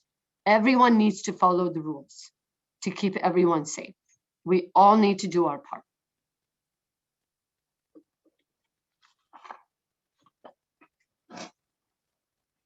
That's all I have. Okay. Any comments, Mike? Yeah, I think transparency is an important tool for us in ensuring that we have compliance and that we have our community following through on their part. This is about trust. I've heard that through many comments tonight. I'm curious from the superintendent to maybe if you could walk us through what type of data will be shared, and just maybe share with us again how we handle cohorts and how we handle schools if there's positives, and how that would play out. To give a sense to people how things work on a daily basis. And one thing I am reminded of, and this is something it's come through that really fantastic collaboration between CVTA and CVUSD. The consensus is that we will close down if we get back to the purple again. So I just wanted to get a better sense from you, from the superintendent, about how do we affect compliance? What's that culture of compliance looking like, and how are we going to communicate that to the community? Okay, so all of what you're asking has been in our plan, updated. So honestly, I could take 8 hours and describe every piece. Principals are sending all that information to families. So that's how they find out. And yes, our MOU does say that if we go back into purple, that we would close. So other than that, I encourage everyone to look online, to look at the safety plan for their school, and to, if they have any questions, to ask their principals. But there's a ton of information about every one of these pieces. You know, we have pages and pages of information on what happens in the county plan and our plan that has been approved. There are certain numbers and percentages that cause a school or a classroom or a section of the school to be closed. All of that is actually grounded on information from the county and planned with in our plan that's posted. I'm sure Any questions or comments? Imagine what that looks like, right? Because we are not physically in school, and that I know for the community that can be tough to imagine. Any other questions or comments? I don't see any, so we'll move on to item. Mike. Sorry, I don't know if this is like some point of order, and I'll be shut down. I'm wondering if I may direct a question to another trustee based on her expertise in this. Trustee Theodore, I know that the governor was saying last week that we are seeing more vaccines coming into to the state. Are you seeing that on the ground? Are you seeing more doses available? I'd appreciate it if you have any insights into that. So I'm not involved in the supply chain part of the vaccine distribution. I just work the points of distribution. So I don't know. Okay, so we will now move on to item 10B, which is a student progress report and grading. Superintendent. Yeah, we're very excited about this presentation tonight. I want to welcome, actually, Dr. Ryman is going to introduce everybody and start us off. But, you know, we've been in distance learning, but this is what we need to really be paying attention to as we support our students to make sure that they're making the kind of progress that we hope they make. And if there are issues with if there are different ways that we need to reach our students to make sure that they have the best quality education possible under the circumstances. Obviously, we're not in person, but I'm excited to have them share and then answer any questions you have. Dr. Ryman? Thank you, Superintendent Amati. And as the board's been sharing, members of the public and everyone else, this is obviously a difficult time for everyone involved with public education and elsewhere. Moving into distance learning, we know from both the national, statewide, and regional data that learning loss, that is students not being able to make sufficient academic progress, has been something that we've seen pronounced throughout the region and throughout the educational system since we've been in distance learning. This is something that our teachers, our administrators, and other staff members have paid lots of attention to. And one way that it's manifested that it's going to be spoken to in this report is in the grades that students earn. Sometimes learning loss means not making progress. Sometimes it can be outright regression, which is when students actually unlearn information that they've learned previously. Our teachers have done a great job of designing lessons, going through a tremendous amount of professional development, monitoring student progress, implementing interventions when appropriate. But then sometimes the grades still aren't reflective of the progress we would like. And one of the steps that's being reviewed that's going to be discussed in this presentation is a shift or examining more restorative versus punitive grading systems. That's more in line with current best practices and current research around what's best for students. So we're very excited that we have a great group that's going to be presenting today. We have Vivian Parator, who's our Director of Secondary Education, Jaleesa Eagles, our principal at Creekside Middle School, April Wong, our principal at Canyon Middle School, Blaine Torpy, our principal of Castro Valley High School, Candace Tigerman, who is an amazing world language teacher, and our former Teacher of the Year, an amazing poet, Josh Wheeler, who are going to be sharing a bit of the work that they're doing. So with that, Mrs. Parator. Thank you very much. Next slide, please. So we will always want to look at everything through a lens of our multi-tiered system of support. And tonight, what we're considering mostly is our academic piece of the umbrella. The next slide, please. We know that students have had a difficult time with learning virtually. We've been in distance learning now for almost a year. And at the start of the 2020-2021 school year, teachers started using playlists, employing different types of engaging technology, and they themselves went through a lot of professional development in the summer in order to be able to do this, and also continue to go through a lot of different professional developments at the moment. Our schools realized that things were not going well for our students, and so they opened learning hubs. Every single one of our schools has a learning hub. Many of our schools have more than one learning hub. We had already issued one-to-one Chromebooks and also MiFis for any student who needed it. And then we also started after-school tutoring support for many of our students. Again, each of our schools has this. Next slide, please. This chart shows our D and F comparison over the past 5 years. This is for the quarter, for the first quarter.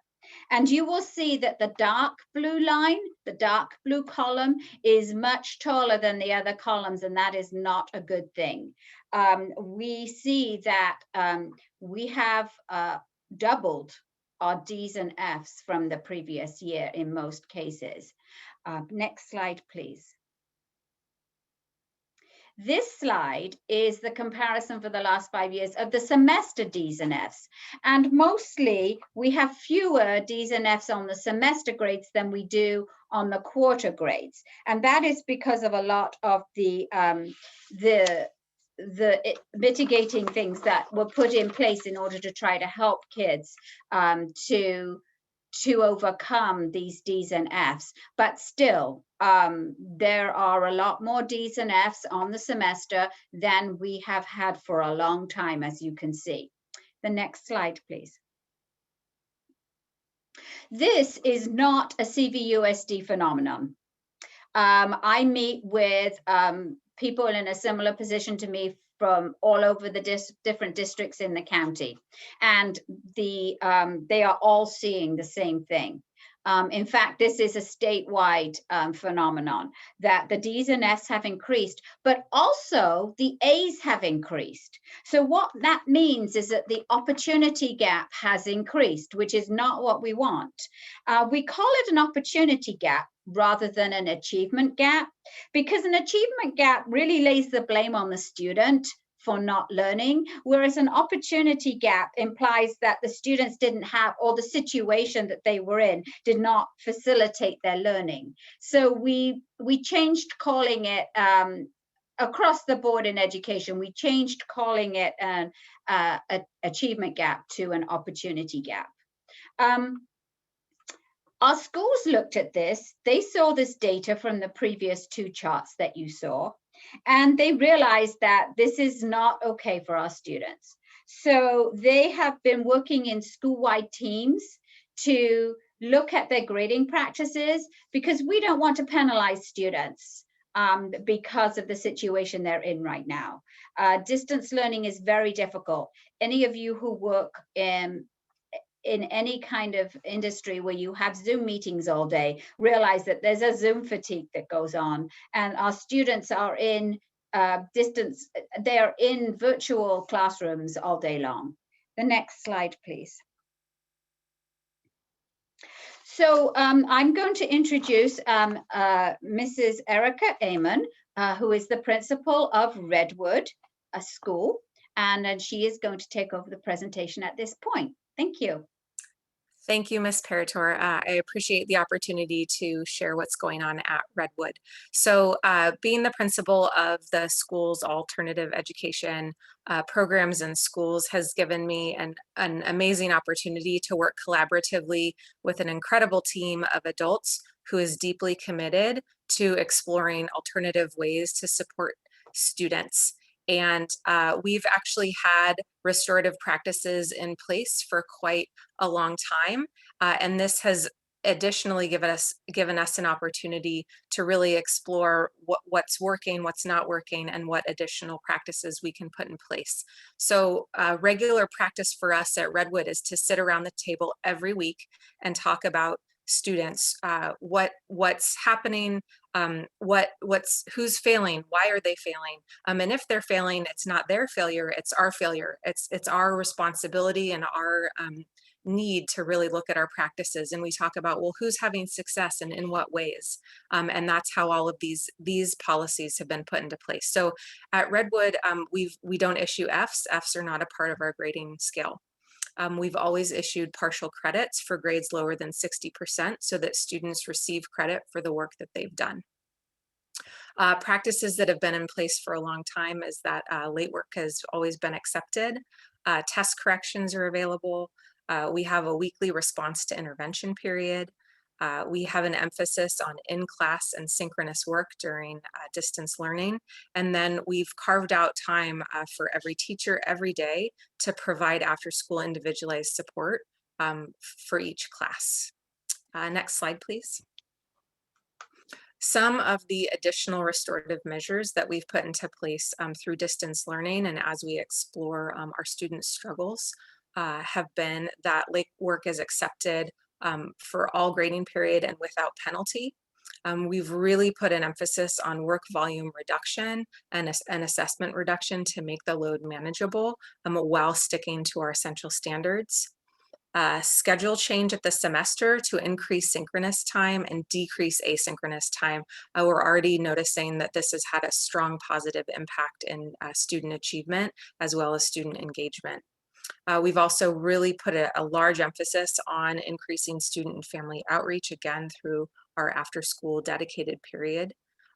We've also doubled our RTI, response to intervention time, to provide that academic support in content areas where students are struggling.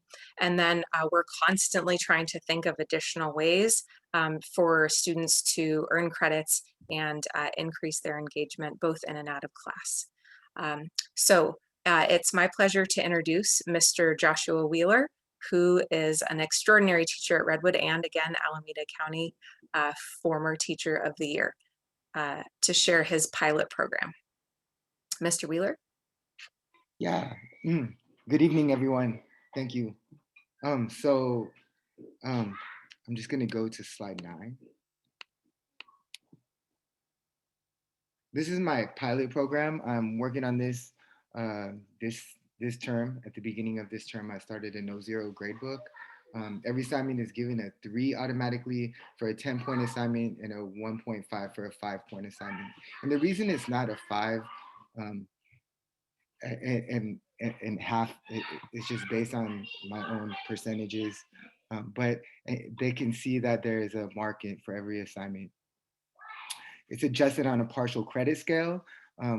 So I can issue the credits that we give on our scale from 0.5 credits to the full 2.5 per 6-week period. At the end of this term, I'm going to be looking at the credit that I've offered or the credit that I've given per student and the amount of work that was turned in per student. And I'm going to be comparing that against earlier this year in distance learning and last year during in-person class. So I'm gonna see if there is a viable and discernible improvement. And I'm probably gonna do that over the course of a couple terms because I think one sample size, I've been thinking that one sample size is probably not enough. But yeah, that's my pilot program. And at this time, I want to turn the slide presentation over to Mr. Blaine Torpy, who's going to tell you a little bit about what they're doing at Castro Valley High School. Thank you, Mr. Wheeler. I miss you. Thank you so much for having me and allowing me the opportunity to represent Castro Valley High School. We have been, restorative practices have been a huge part of our philosophy school-wide and for some time. The use of restorative grading practices has been an experiment that departments have been working on for a couple of years with opportunities for students to do retakes on tests, lots of different opportunities. And I think what we found with the pandemic and distance learning was that we needed to move way past the experimental stage and just into school-wide education, professional development, and implementation. And I commend the Castro Valley High School staff, for their willingness to, many teachers had already been involved in this, but really embraced it. And I want to thank Ms. Rosina and the English Equity Committee, who has really put together a lot of this work, then combined it with the MTSS committee that Ms. Tigerman leads, and just really put together a very powerful and moving path for us to do whatever we can to support students in this situation. So I would really like to welcome Candace Tigerman to talk a little bit about the MTSS and English Equity Committee's work. Thank you, Mr. Torpy. Good evening, everyone. Again, you may remember me from such presentations as an hour and a half ago. So glad to still have you with us. And next slide, please. I will go ahead and begin to talk about, kind of how some of this work came to, came into fruition. So as Mr. Torpy mentioned, the English Equity Committee has been working on this for several years as well. After the first quarter, going through data of my own classes and analyzing what grades I was seeing and trends I was seeing, I started to notice some definite differences that I could see in the little black boxes of my Zoom screen that were then being transferred into the Aries gradebook in ways that were not super great, so to say the least. So I started to look at some of the data, so we can see the first quarter Ds and Fs, and this is all Ds and Fs that were assigned in the first quarter, broken down by ethnicity. And what we can see here is that there is great disparity. There's almost, 100% jump across the board, and we are leaving no child behind, meaning that every subgroup is affected by this. And so this is something that affects all of our students in different ways. Next slide, please.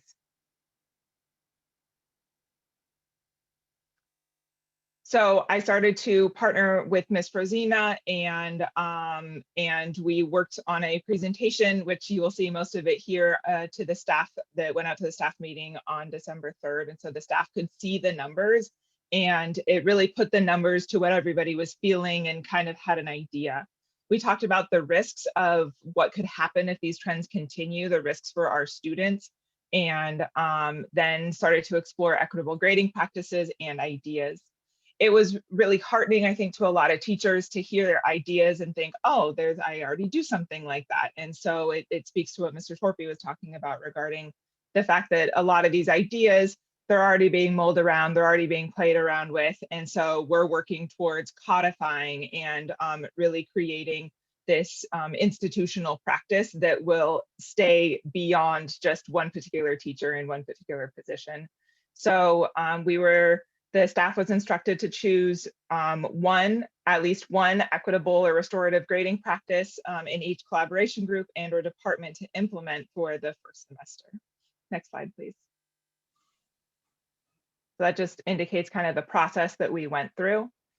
And here we have quarter one and semester one across the last 5 years. So we can see that in quarter one, for starting with 17-18, there was about a 200 increase for total Ds and Fs assigned. In 18-19, a 400 increase roughly. In 1920, 200 increase, and then in 2021, a decrease. So there was a significant decrease. Over 500 fewer Ds and Fs were assigned between Q1 and semester 1. And it puts us almost on par with a couple years ago, which isn't to say that that is where we want to be, but it's just to say that this, I feel pretty confident saying that this had a fairly immediate impact, and it again goes to show what teachers want to do, what teachers are willing to do, the compassion, the empathy, and the passion that our teachers have to help students during these trying times. Next slide. So for grading right now, we are grading privilege, and it's just a powerful quote in order to show that there are so many factors that students cannot control, that we cannot control as educators, and there's so much out of our hands. And so we are grading not even just the technological privilege, but the privilege of having a parent that can sit down with a student and do their work with them, do the work with them, to guide them, to help them.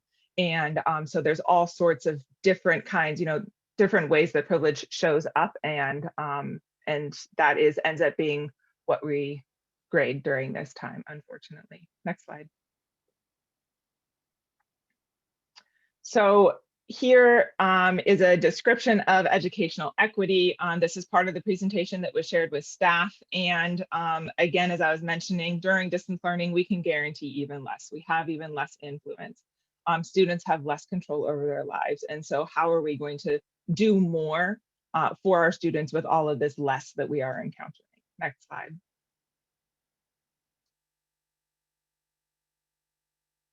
So the intersection of equity and grading policy, that there are many factors, many barriers that we continue to see, and that it's not simply when we think of opportunity gap, I also think of the opportunities that close down for students in the future. And so it's not even just that, but it's also the emotional damage that can happen to students when they receive a bad grade based on factors that are completely out of their control. Next slide, please.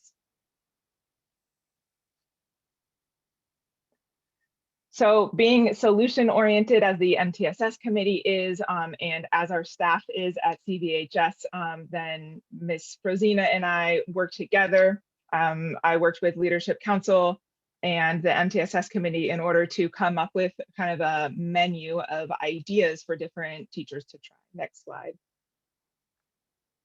And this is where teachers started to see, oh, this is something that I already do, or now I have a colleague that I know does this, and so maybe I'm going to try it this time. So one of the biggest ideas is a no zero grading policy, which is giving students a 50% for missing work instead of a 0. So, there's other approaches that are fairly similar to this, such as multiple opportunities to complete assignment. But really the main idea is that a 0 can be incredibly detrimental to a student's grade, and push it to the point of no return, and push it, over the brink, so that students do not have a path back. Next slide. And a lot of these different strategies are really about offering students a path back so that they have hope, so that they can have a way to continue to have the buy-in and feel like school is for them, because it is. So the logic behind a no zero grading policy has to do with relating to the A through F grading scale. Giving a student a 0 is actually awarding them a -6 for missing work. And so it could either be a -6 or a -5, depending on if you associate, an A with a 4, a B with a 3, a C with a 2, D with a 1, 0 with an F, and then you keep on going down the percentage ladders. So it's either a -6 or a -5. I'm not exactly 100% sure. However, it is egregious, and it is not what we want to be doing to our students, the damage that we would like to be doing to our students. So there are criticisms, there are questions about how to implement this in a way where students still are held to the same standards, but that's the point. They're still held to the same standards in order to earn in order to earn more points. Next slide.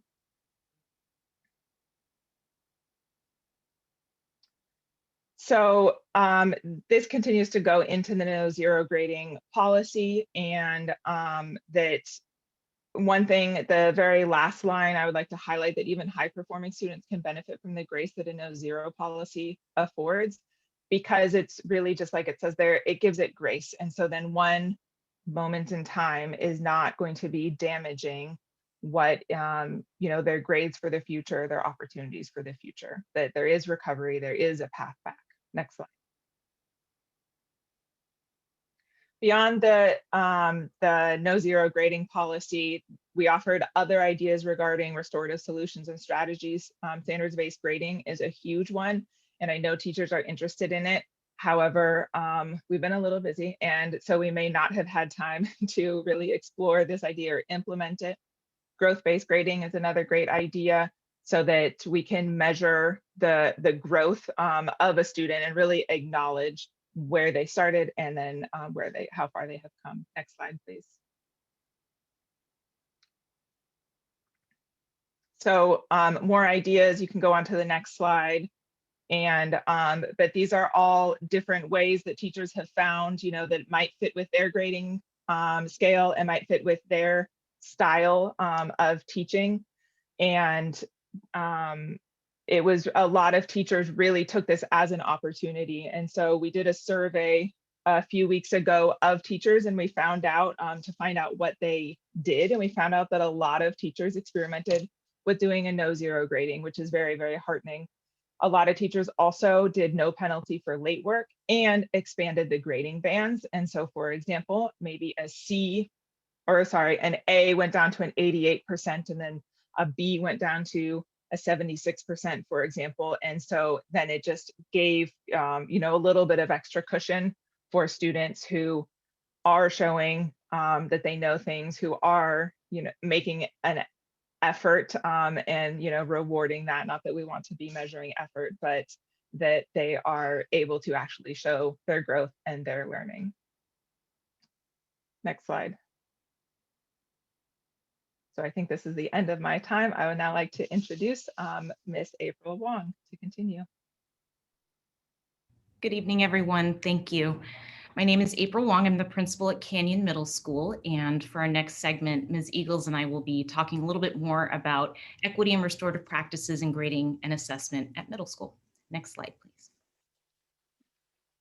So we wanted to highlight this part of our values that are embodied in our strategic plan, and particularly this quote that our commitment to equity ensures that our educational system is responsive to all students, regardless of personal and social circumstances. And I just want to, of course, draw attention to the fact that the circumstances of this pandemic have drastically changed for everyone. But as a district and as schools within that district, our commitment to equity remains strong. And so our systems have to account for that. And part of that is examining our practices. Next slide. So we wanted to acknowledge where we are. As Ms. Parator pointed out earlier, we acknowledge that the opportunity gap for students is widening. We know that the pandemic and distance learning have exacerbated existing inequities. And we know that our practices and policies require our responsible and wholehearted examination, not from a place of judgment, but as an honest look as we examine all of our practices. And finally, learning, assessment, and grading are linked, but they are not the same. And that understanding is part of our responsibility and understanding the relationship between those. And now at this point, I'd like to turn it over to Ms. Eagles. Thank you. Next slide. So why the increase of D's and F's? These are just some of the reasons that we are going to go over with you tonight, because of the programs that we're offering that actually support some of these reasons why there's an increase of D's and F's. So there is more lack of supervision. You have many students who are at home by themselves working on assignments or not working on assignments. A lack of motivation. As has been mentioned, we're in the middle of a worldwide pandemic. So you have students that are really going through a lot of social and emotional struggles. And so motivation is one of those areas that it's being affected. lack of academic support in the same way that they're used to. Even though we have put many measures into place to support students, they are not getting that one-to-one from teachers or other staff. So I'm not going to read all of them. I'll just pick a couple more. Mental issues exacerbated by the shelter in place. So you have some of our students that are experiencing anxiety and depression, and they're at home isolated. A lack of socialization and in-person connection, difficult home situations. We're realizing more than ever how school created more of an equal opportunity because at least everyone is in the same place. So those are some of the issues that our students are facing that have contributed to the increase of D's and F's. Next slide, please. What are we doing about it? We have been meeting and coming up with various ways, as you've been hearing, to deal with this, because it hits all of us in the heart. We go into education for kids to be successful and for us to make a positive difference. So some of the things that we've come up with: technology hubs or learning hubs, after school tutoring, weekly advisory and counseling, and restorative grading practices, which you've heard quite a bit about. Next slide, please. So I'm going to break each of these down and give you just a little bit more information. So our technology or our learning hubs are on-campus classrooms where students come. There are up to 14 students with up to 2 adults. They sit 6 feet apart at least. They're masked all day, but they are attending their virtual classes in a classroom with other students. We have handpicked these students because they have either had some issues with the internet and even getting into their class sessions. They're having other home issues. They're dealing with some mental health issues, and we feel like more socialization will help with that. So that's our learning hubs. Next slide. Our RTI and tutorial time. This is time that we have had in our schedule already. It is the same as we provide during in-person instruction. So it is twice a week. We have priority classes, but you have teachers who are working with small groups. Again, we're trying to deal with the isolation, the lack of support by continuing our tutorial time. Next slide. We also have online clubs, which is really a highlight because students are getting together with like-minded classmates, and it's not about academics. It's about what they're interested in. And we've even gotten some cross-site clubs, Creekside and Canyon. We have a joint Black Student Union, and some of the other clubs that we offer are our Interact Club, Minecraft Club, Harry Potter Club, GSA, Nature Club. So really trying to find ways for students to socialize, even if they're at home, and do things that are just fun. Next slide. So we have the weekly advisory. This is where we have our second step lessons and our anti-racism lessons. And so this deals with our social and emotional learning and support. We have increased counseling support. We've always had amazing counselors who work with students one-to-one, and we're continuing that. We also have outside counselors that are working with students. So those students who we find are really struggling, we are at least getting to reach out to them and work with them on organization and other kinds of supports so that they don't feel so alone. Time for students to drop in or appointments to meet with teachers. As much as online learning is not ideal, this is one of the highlights, is that every teacher has time in their day that's set aside to just meet with students. Students can drop in. Students can also make appointments. Teachers also pull students in who they know need additional support, help with content, asynchronous independent work, or in-class synchronous work. Next slide, please. Ms. Wong. Thank you. So we wanted to take a step back to and look at the link between grades and motivation.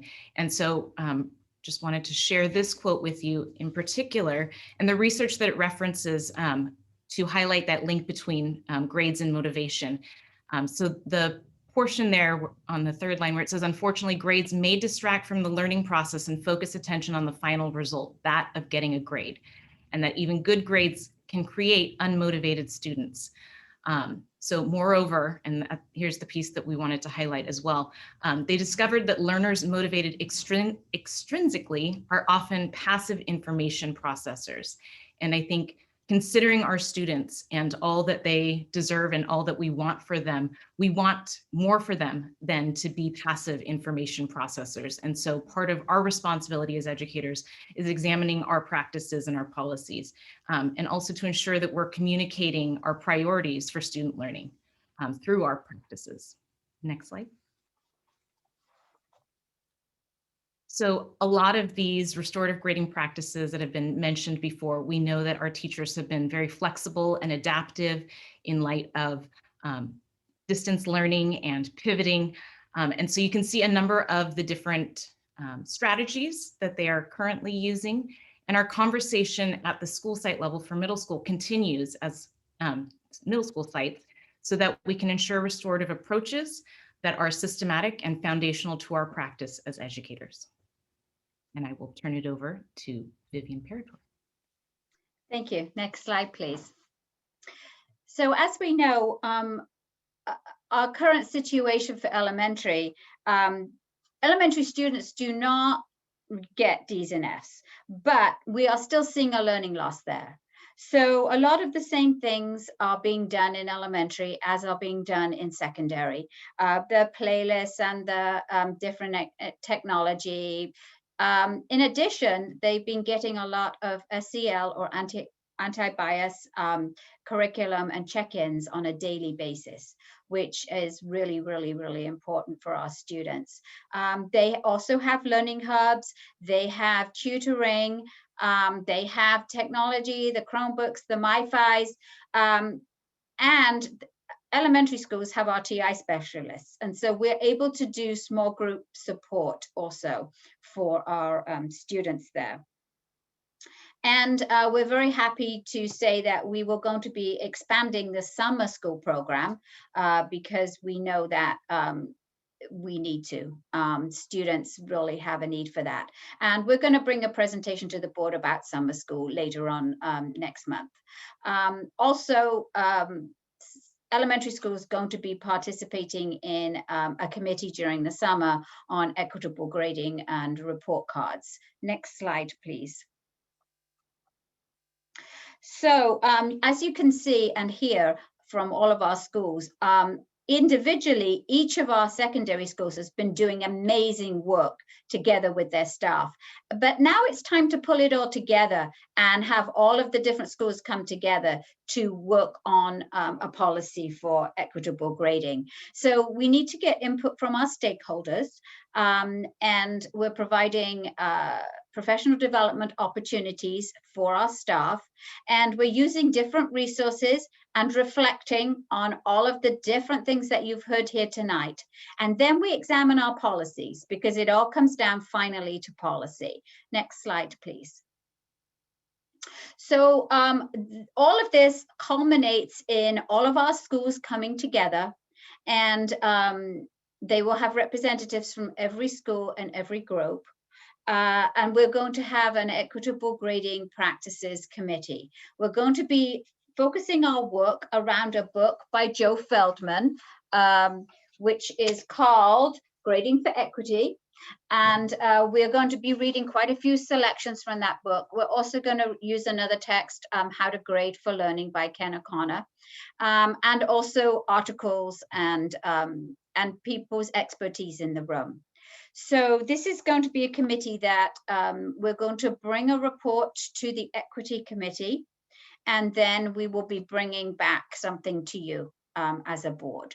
I want to thank you very much tonight for your attention to this. I know this was a long presentation, but we really thought it was important that you hear everything that's going on and how student focused all of our schools are and all of our teachers are. None of us want to hurt kids in any way whatsoever. And unfortunately, sometimes the way we are grading does hurt them. Yeah. Thank you so much. And Mrs. Parator, to add to what you're saying, first of all, a quote that Superintendent Amati uses a lot is that justice is what love looks like in public. Cornel West said that. And when we think about grading, that's really what we're talking about. And I just want to acknowledge the tremendous and collaborative effort that our teachers, our principals have put into making sure that we show love through monitoring the progress of our students, through making sure that we provide every support possible for our students, and for creating systems of accountability for our students that are not fair just in 1 or 2 classes, but in every class, and making this system wide. One thing, as Ms. Tigerman was talking, that we talk a lot about in Ed Services is the impact of zeros. And an example would be if you think about 2 students, one who enters the classroom with a B average or earns a C. Each student takes 3 tests. One student enters the classroom with a B average, gets an 80% on that first test, gets a 70% on the second test, and then a 60% on the third test. That student leaves that classroom, even though they declined from an 80% to 60%, with a C. Another student who enters the classroom earning a 0 on the first test, grows tremendously, gets 50% on the second test, and then gets a perfect score of 100% on the third test. That student gets an F because they have a 50% average. And that's the impact of zeros on grading. And it's this type of thing that teachers are thinking about and really trying to overcome. So with that, I do want to pass it on to Superintendent Amati just to share some words and close. Mrs. Amati, I think your sound is off. Muted.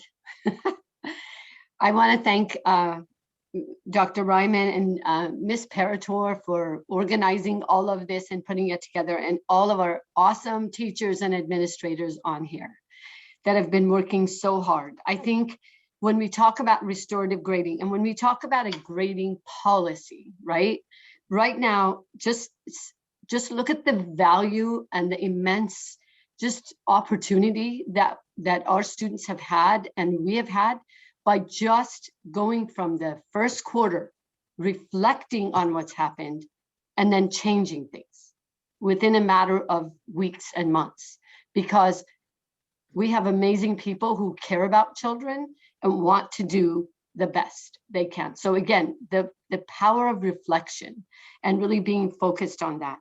I also want to say that this is why it's important to go, once the group is ready to look at our grade, bring back some ideas and some information to take a look at our grading policy, which we changed actually a couple of years back, and it's been helpful, but there's a lot more room for improvement.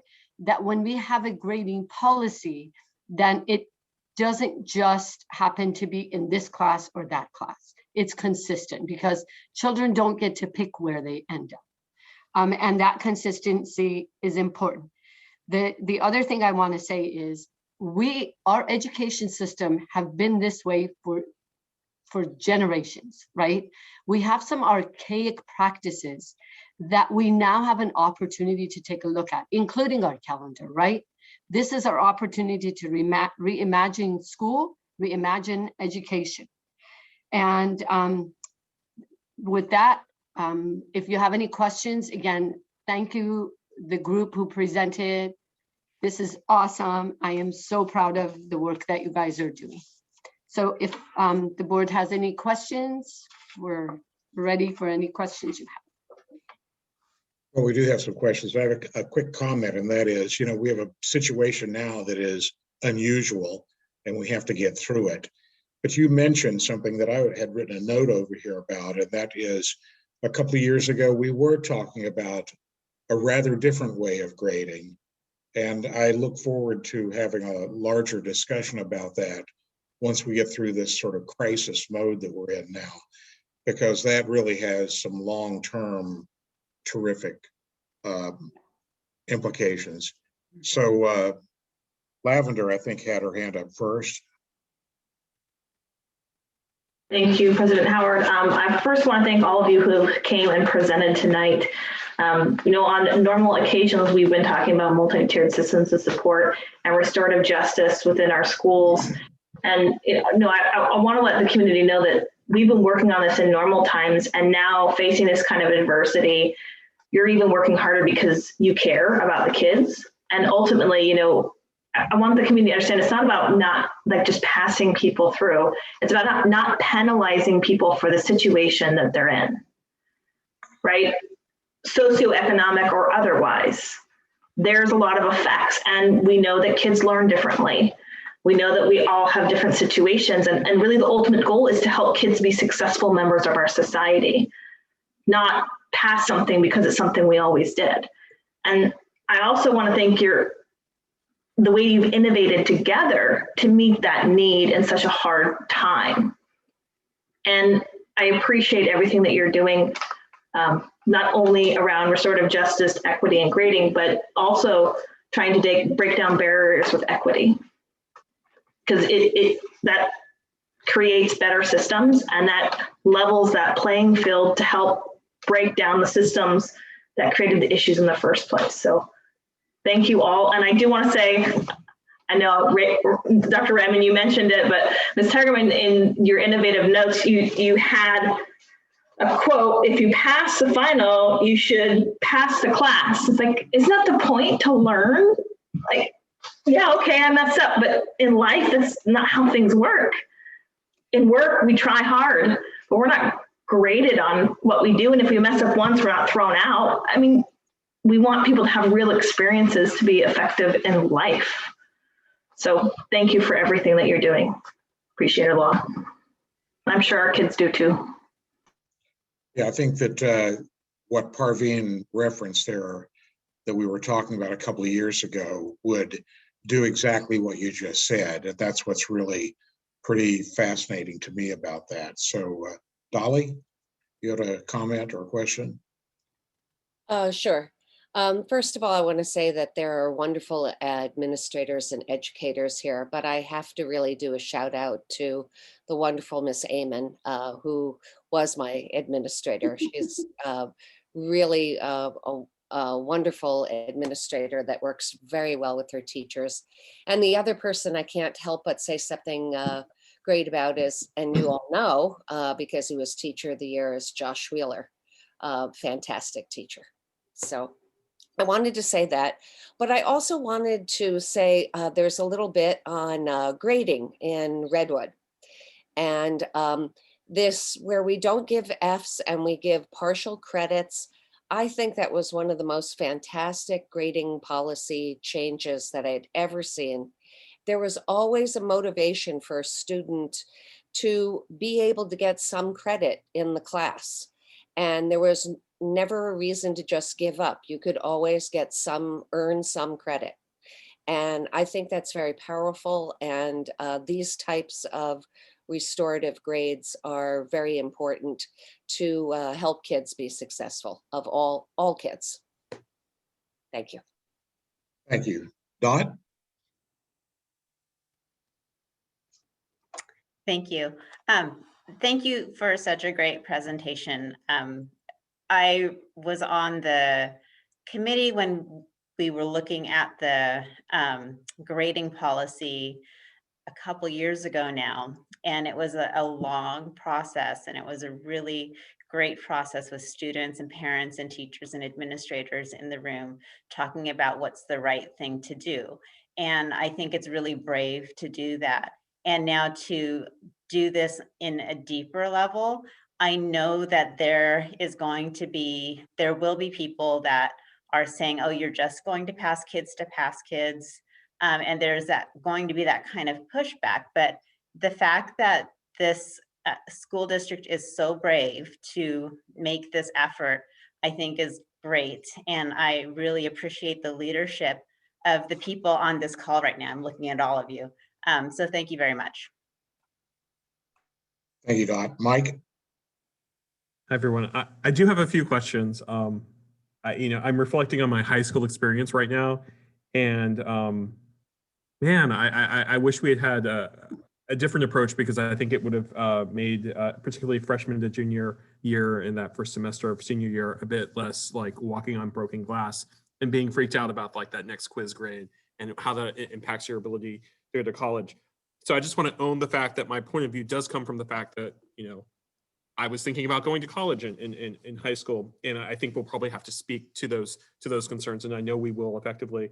The core thing that like came up to me, and here's one of my questions. It seems like what we're really talking about is how do we sort of confer on a student, you've mastered something, you understand this. And I'm just wondering how we get to that. Some other comments I wrote down here were, I mean, are we looking at abolishing a D and an F? Maybe we're looking for something else. Maybe we're looking at a different system of really thinking about what we're doing and what we're trying to do with grades. I really appreciated the candor in the equity task force when this was brought up. I asked, so do you take a class when you're learning to be a teacher about how to grade? And it really does seem like a very informal type of process where you learn that. So I'm just wondering, how do you, is the system in itself just problematic? And maybe we need to talk about what does it mean to master a concept?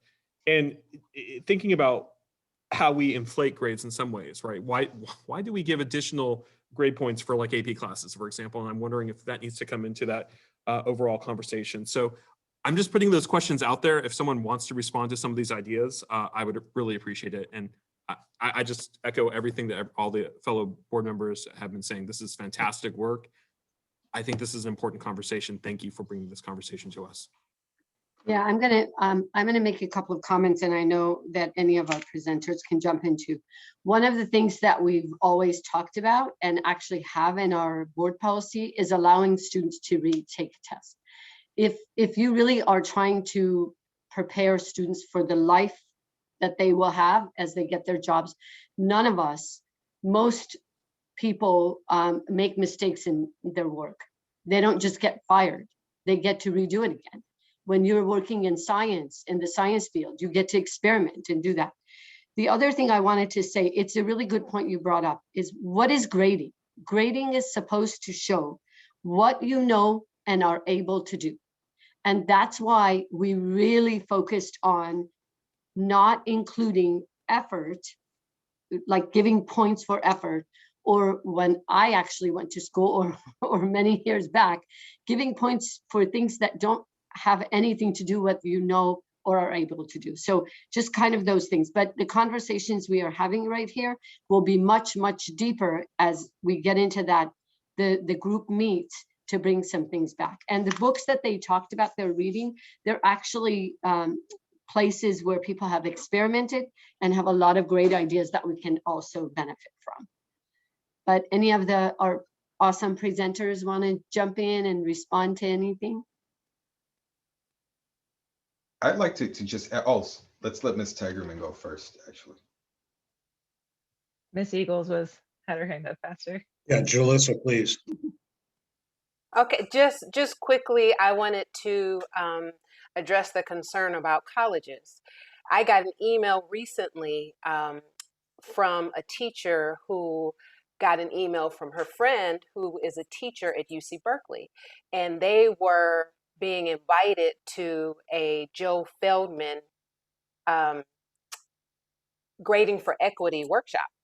And that's the exact book that we're using. So Grading for Equity is not just about those students who are not doing well. It's also about those students who are doing great and just deserve a fair type of grading.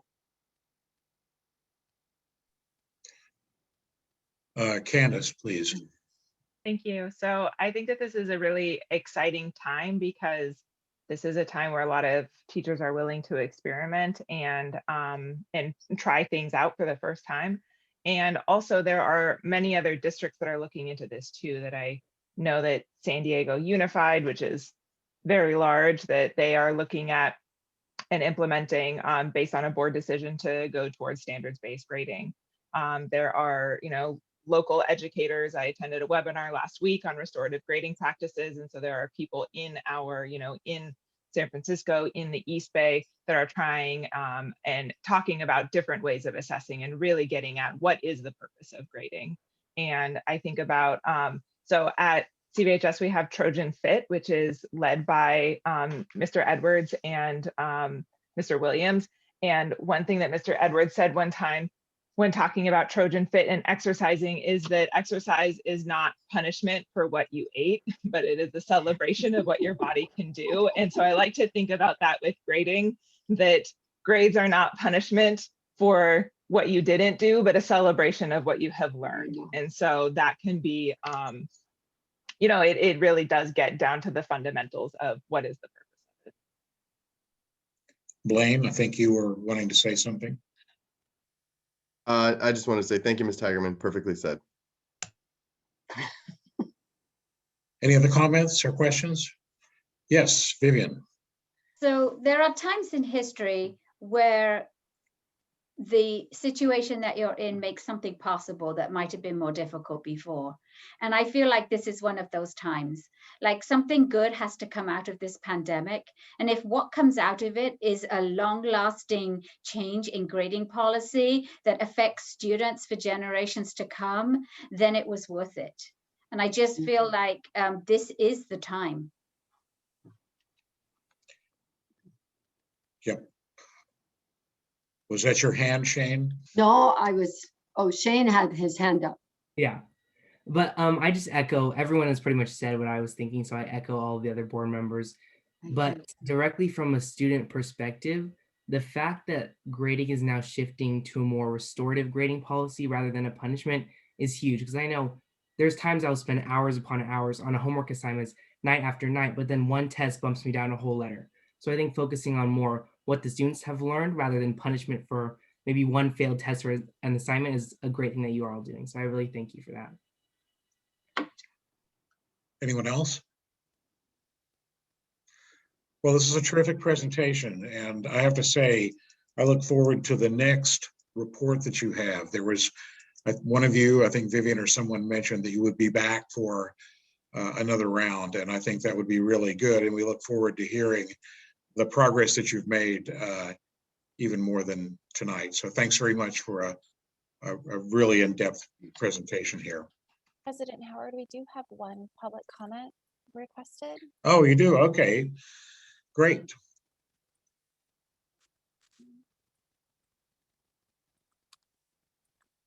It is Jada Wright.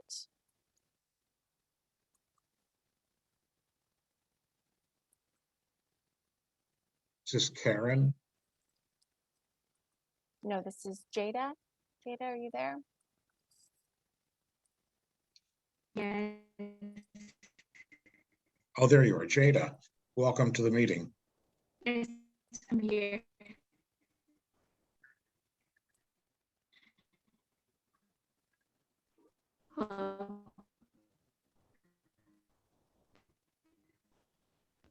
I'm having a bit of trouble hearing you. You look like you might be frozen.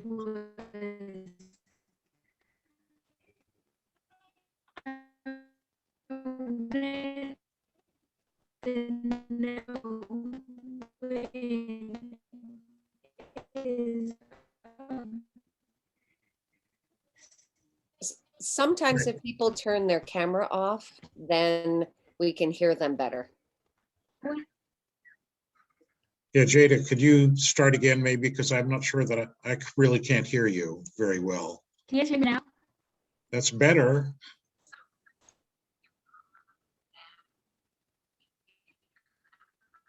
Okay. Can you hear me now? I think we can hear you somewhat. Say a few words. Okay, so what I was saying was I wanted to know when I'm going to go back to school so I can see all my friends and my I wanted to know when I'm going to go back to school so I can see all my friends and my teachers and all my staff members. And so I can do online school, back to school instead of distance learning.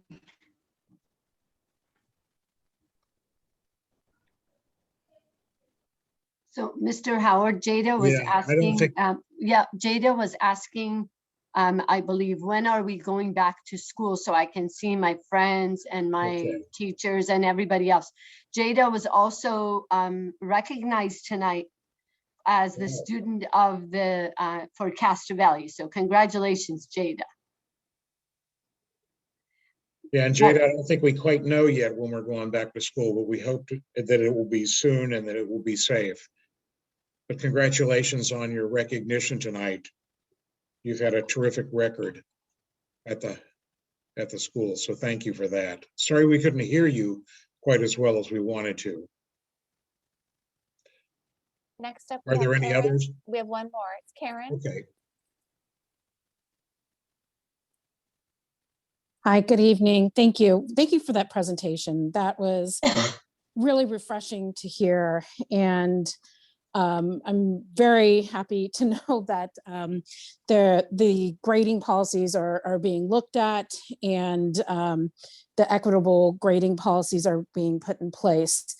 I have to say, I do have some questions about the rollout and how far-reaching this has gone out as a theory or as in practice to the teachers. I think we may have lost the teacher lottery at the high school for my student. We've had real difficulties, not only just getting a hold of teachers to deal with situations, but really unequity-based grading, with late assignments being given 50% or less. I have a student who went from a 3.8 down to a 2.8 in 1 quarter, and ended up with a below 3.0 average. We also have teachers that are requiring my introverted son to have to speak up in his classes over other students up to 3 times in a single assignment to be able to get a grade, and ended up getting a D in his English class because he has a hard time breaking in and expressing his feelings, even when he got a B on the preparation work for that assignment. So I'm just wondering about, how this is being rolled out to the teachers. Is there an opportunity to do some training or retraining if it has not already been done? And is this being taken into consideration on a child by child basis if you're starting to see students slide in their grade point average, and get them into some of these RTI models or tutoring programs? Thank you. Thank you, Karen. Did you want to say anything, Parveen?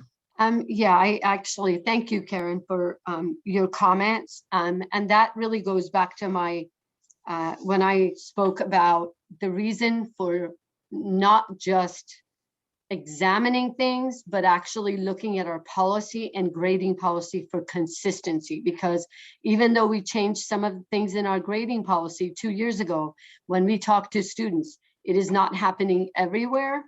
And we need to support all of our teachers so that we are all on the same page. And I also want to say that what you heard tonight is because of what happened after the first quarter, knowing we were in distance learning and how difficult it's been for students. So moving forward, there were some changes that were made, but it's not across the board. And that's the part that we need to work on. But I see that I think Ms. Tigerman had her hand up, and Mr. Torpy maybe. Yeah, I saw Mr. Torpy was wanting to speak. Yeah, Ms. Tigerman had to go and I wanted to thank her. So, I mean, we definitely, anytime there's a family that needs support, please reach out directly to us. This whole experience has been a challenge for everyone. And what we're working on doing is having empathy guide everything that we're doing. And, absolutely we're, as a school, it is challenging to, roll something out in the middle of the semester, and we experience those challenges, but we're not going to give up. And, whenever there's a concern, please just reach out directly to us. We are eager to work with you. Anyone else with a comment or question? We don't have any more speakers. Great. Thank you very much. We'll move on to item 10C. That was a terrific report. Thanks to all of you. And now the fun part. Well, we have one item 10C is the personnel report as amended. I'll move approval of the personnel report as amended. So Dolly, I second it. okay. So it's been moved and seconded. Is there any further discussion? Hearing none, I wish I could say all in favor, but I have to say Lavender. Yes. Michael. Yes. Dolly. Yes. Dot. Yes. And my yes says that makes 5 of us approving the personnel report. Thank you very much. Now on to, as Parveen said, the fun part. Looking forward to the bond. So Parveen, I see you have John Palmer with us. Yeah, thank you. I'm going to, Ms. Chan will start us off, but I want to say that today we spent almost 2 hours, right? Trying to present to Moody's to get our credit rating, and I'll speak a little bit about that later. But with that, Ms. Chan. Thank you, Ms. Amati. Good evening, and we have here with us Blake from K&N Finance, and also John Palmer, Bond Counsel from ORG. So the documents that you have this is a resolution and the other documents for the authorizing the issuance of and sale of the general obligation bonds. This is our last series of Measure G. This is allowing us to move forward with the sale and the principal amount not to exceed $33 million. Again, we sold the Series A 4 years ago, and then 2 years for $53 million, and then $37 million 2 years ago. Now this is our last one, $33 million. If you recall from the last board meeting, I know Blake presented a few slides on the sale as well as the next few items that we have. So this is for your approval, and if you have any questions in any of the documents that's included in the packet, feel free to ask us. I know Blake and John will be able to address some of your questions, especially those many pages of documents that you've had to go through over the weekend.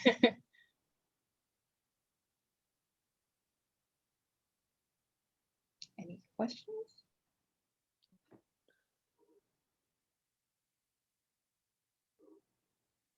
If you have any questions about the documents that are included. Are there any questions?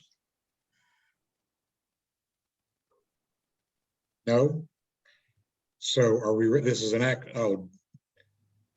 This is an action. Oh.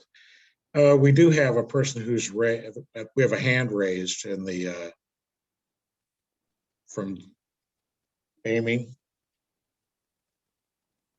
Yes, it is Miss Jada Wright again. Yeah.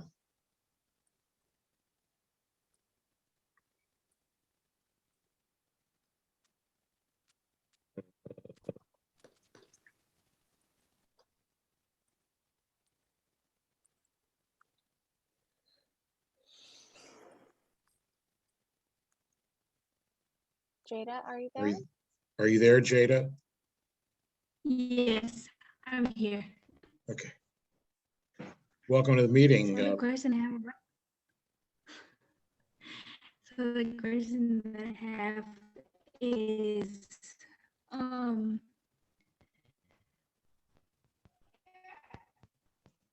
the question I have is, isn't the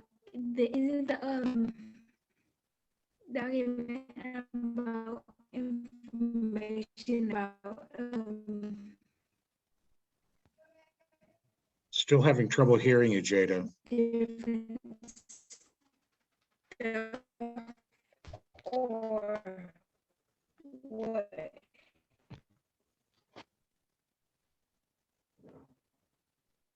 Can you hear this, Parveen? I can't hear it at all. No, I can't.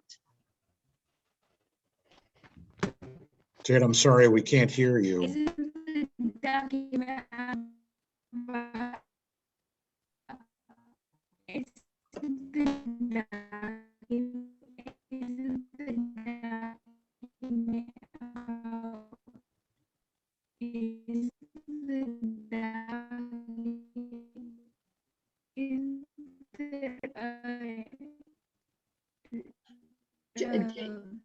Yeah, Jada, because we can't hear you, so we'll try to call you and answer your question. Yeah, individually. Okay. Yeah, that would be a good idea. We'll do that. I'll make sure we call you. Okay, so we have I believe we have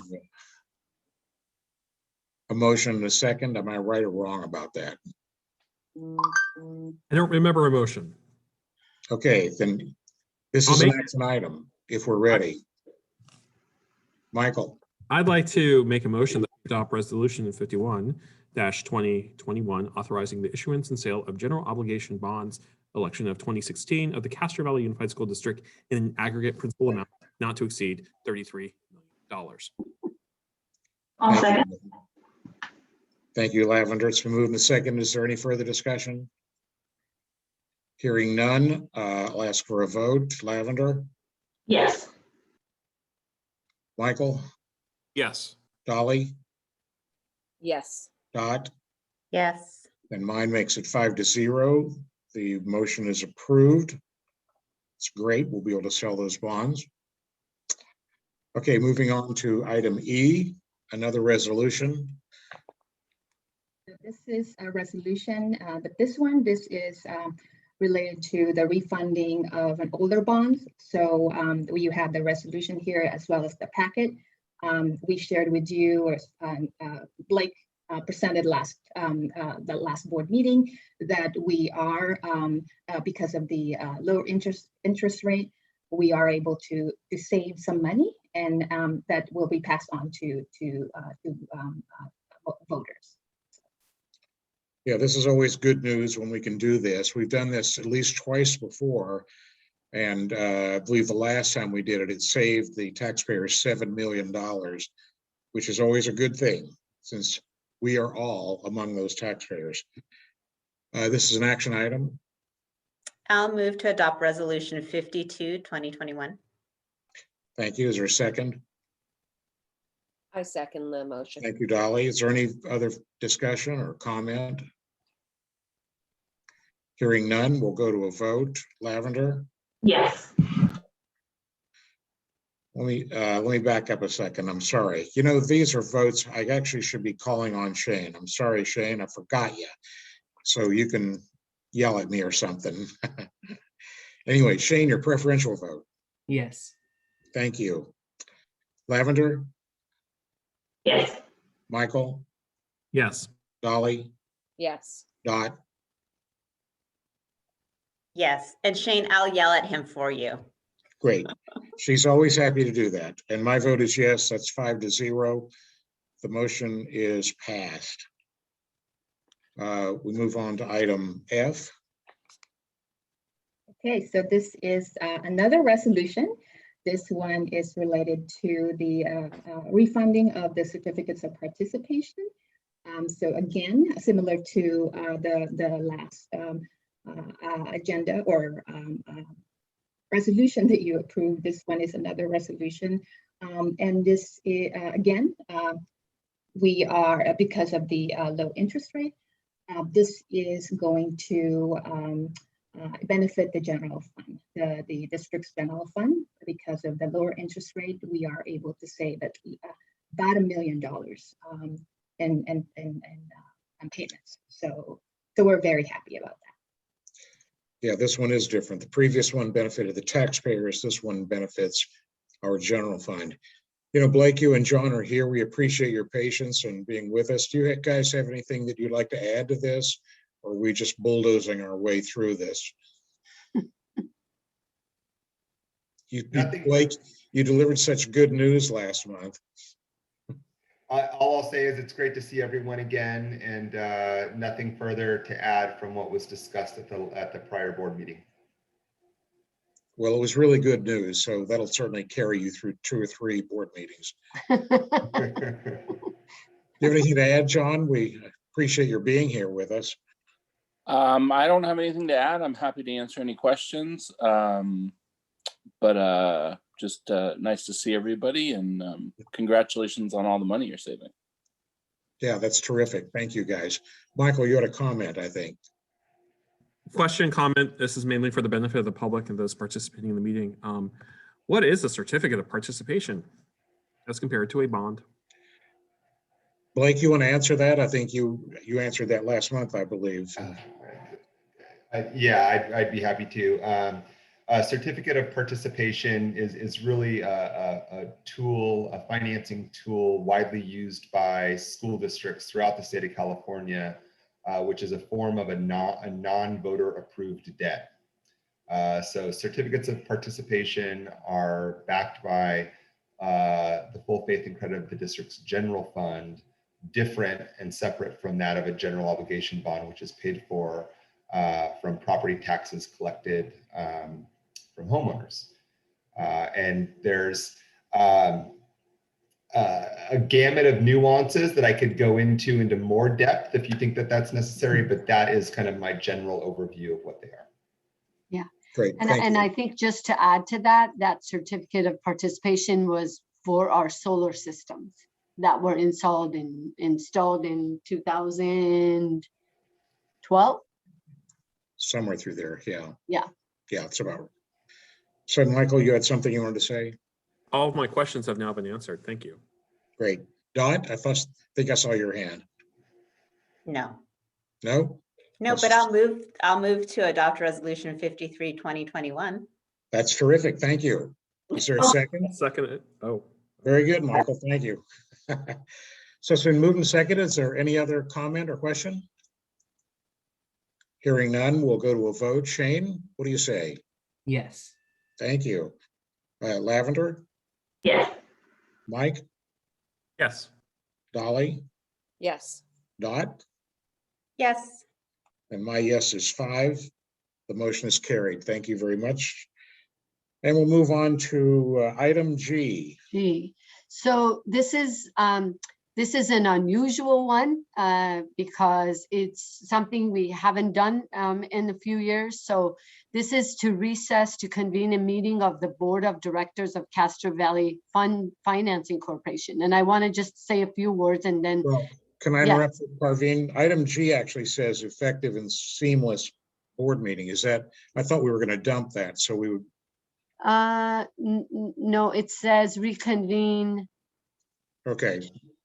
A meeting. I'm not sure. You might, are you looking at the latest? So maybe I'm not. So I'm happy to make this the Castro Valley Financing Corporation. Financing Corporation. Sorry, I interrupted you. That's okay. So the reason this has to be done is because when you have COPs and you actually are financing it, you have to go through a corporation. In 1989, I believe, and Susie Chan, you can correct me, the board, the Castro Valley Unified School District Board actually formed a corporation because you can have your own corporation that you form or you have to go to a corporation. So that was formed in order to be able to do that. And this financing corporation includes the 5 board members and then as the board and then the secretary that happens to be me. So we are now going to recess to do that. And the agenda for that corporation meeting is right down here. It's very quick.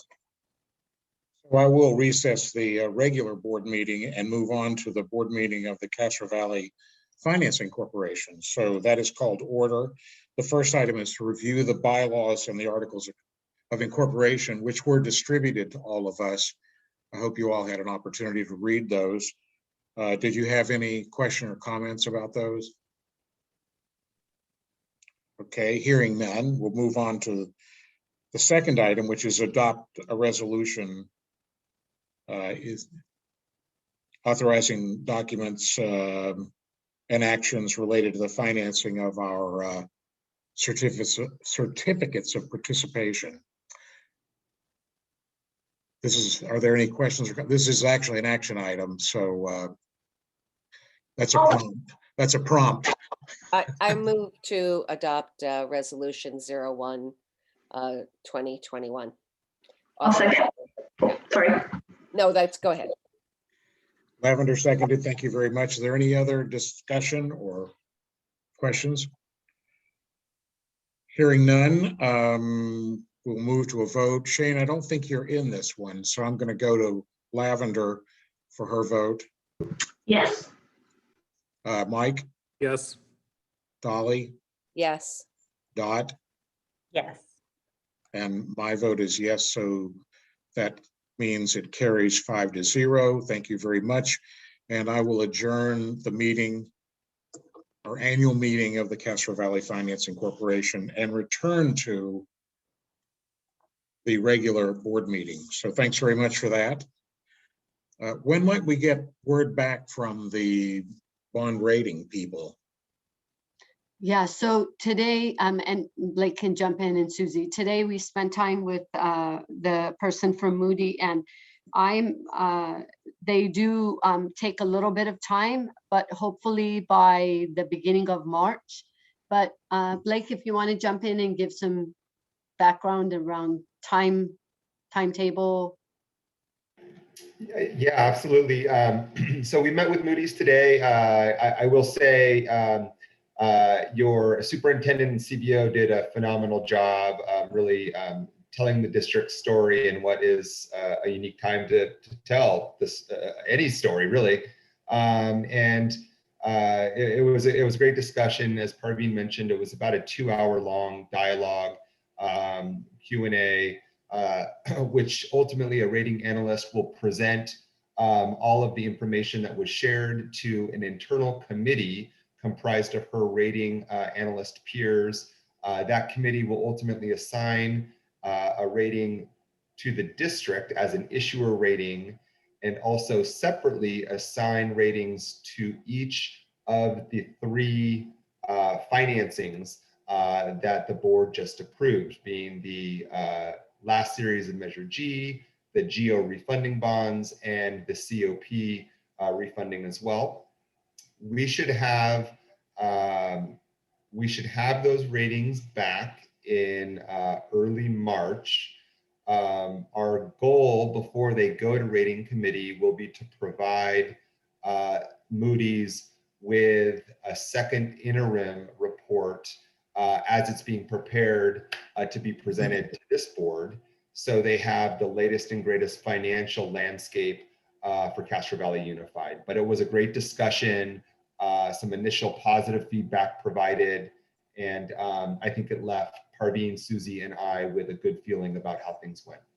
Yeah, and I'll just add that I think one of the 2 of the important things that they always look at, 2 of many, one is enrollment, the stability, and the most important is the level of reserves, which in our board policy is 17%. So that's why we do need to get back to them with the second interim that shows an increase, which is absolutely critical in getting a good rating. Good. Are there any questions about the rating or the process? Blake and John, thank you very much for being with us, and thank you for helping us get through this. Very good news last month, and we're really, really very happy about that. It's a really big deal for us. So thanks a lot for your help. Thanks for having us. Yeah, we'll look forward to reporting back after the sale is done. Great. Thank you. Thank you so much. Thanks, everybody. Have a good night. Bye. Thank you. I don't see any hands raised in the among the people who are still with us. So we'll move on to the superintendent's report. So I'll share a few things this time. Bond rating was the thing we did today for a couple of hours. It's pretty intense because you're trying to really paint a picture of our school district. And every time we do that, we're so proud of the work here and just the whole thing. So, but again, enrollment, reserve, especially our reserves, and then responsible financing are really important in that. A couple of other things, we had our last session of the book club. Many of us attended. And then this week I had my systems thinking 3-hour session. Every few weeks we have that. And I start that at 6 o'clock in the morning, because 6 to 9, because the rest of the community, the global community, is all over the world. So in my little group, I had someone from Indonesia, someone from Ireland, someone from Vancouver, you know, just, and Denmark. So they have to kind of figure out when the best time is for everybody, and it happens to be 6 o'clock for us. Excellent session, because that's a part of the work. We always really do a lot of, we've done everything we take a look at here is through a systems thinking kind of format. And we did, it's called Dance of Change this time, and it's really a deep dive into systems thinking tools with Peter Senge and Meta. And then I also had a 5-hour session with the Legislative Policy Committee with just bills that we are looking at to make sure that we either say we support them, or we oppose them, or we say we have questions, or then there needs to be changes. And a couple of ones that we kind of went through had to do with kindergarten, making kindergarten mandatory or not, and then ethnic studies, and then some funding ones. So that takes a long time looking through and really discussing those bills. And then we had our CVOC and a lot of other things we've been doing, but those are, and then our superintendent's meeting today, kind of spending some time with other superintendents as well as Dr. Moss to get some information. But lots of great things, and we're busy. Great, so we'll move on to member reports. Shane, did you have anything extra you'd like to say? We didn't hear your report earlier, so you may have some things you want to mention. Yeah, the first presentation actually took a lot of that away from the report, so I'll see if I still have some things left over. The high school leadership just today is working with Canyon to sort of integrate them if they want to join our class. Sauce Pop is going on at the high school, which is our 10-week period celebrating diversity through student-led activities. The high school is working on our election season, which is coming up this month, and that's when we'll find out who the new school board rep is for next year. High school leadership is working on ways to connect seniors since it's our last year, and Canyon Web has continued activities to keep their 6th graders engaged. Great, thank you, Shane. Lavender? Thank you, Gary. I was able to attend the Community Alliance with Dolly, Parveen, and Gary. I believe you were there. It was a really great conversation. We broke into groups and had some good, solid conversations. Separate outside of school board, I did attend the CVHS scholarship night that was presented by our CVHS team and CVEF. Lucky enough that we, over time, Nick's dying wish was to give money to leadership students that are really going to contribute to society. And so we're able to give $5,000 this year. So I'm really excited. I actually get to go to 607 virtually next Wednesday and say hello to the leadership class. So I'm really excited about that. It's been a while since I've seen the leadership kids. Over the weekend, reviewed the draft board policies that we'll be looking at next week. Dot, Parveen, and I, and some of the leadership team.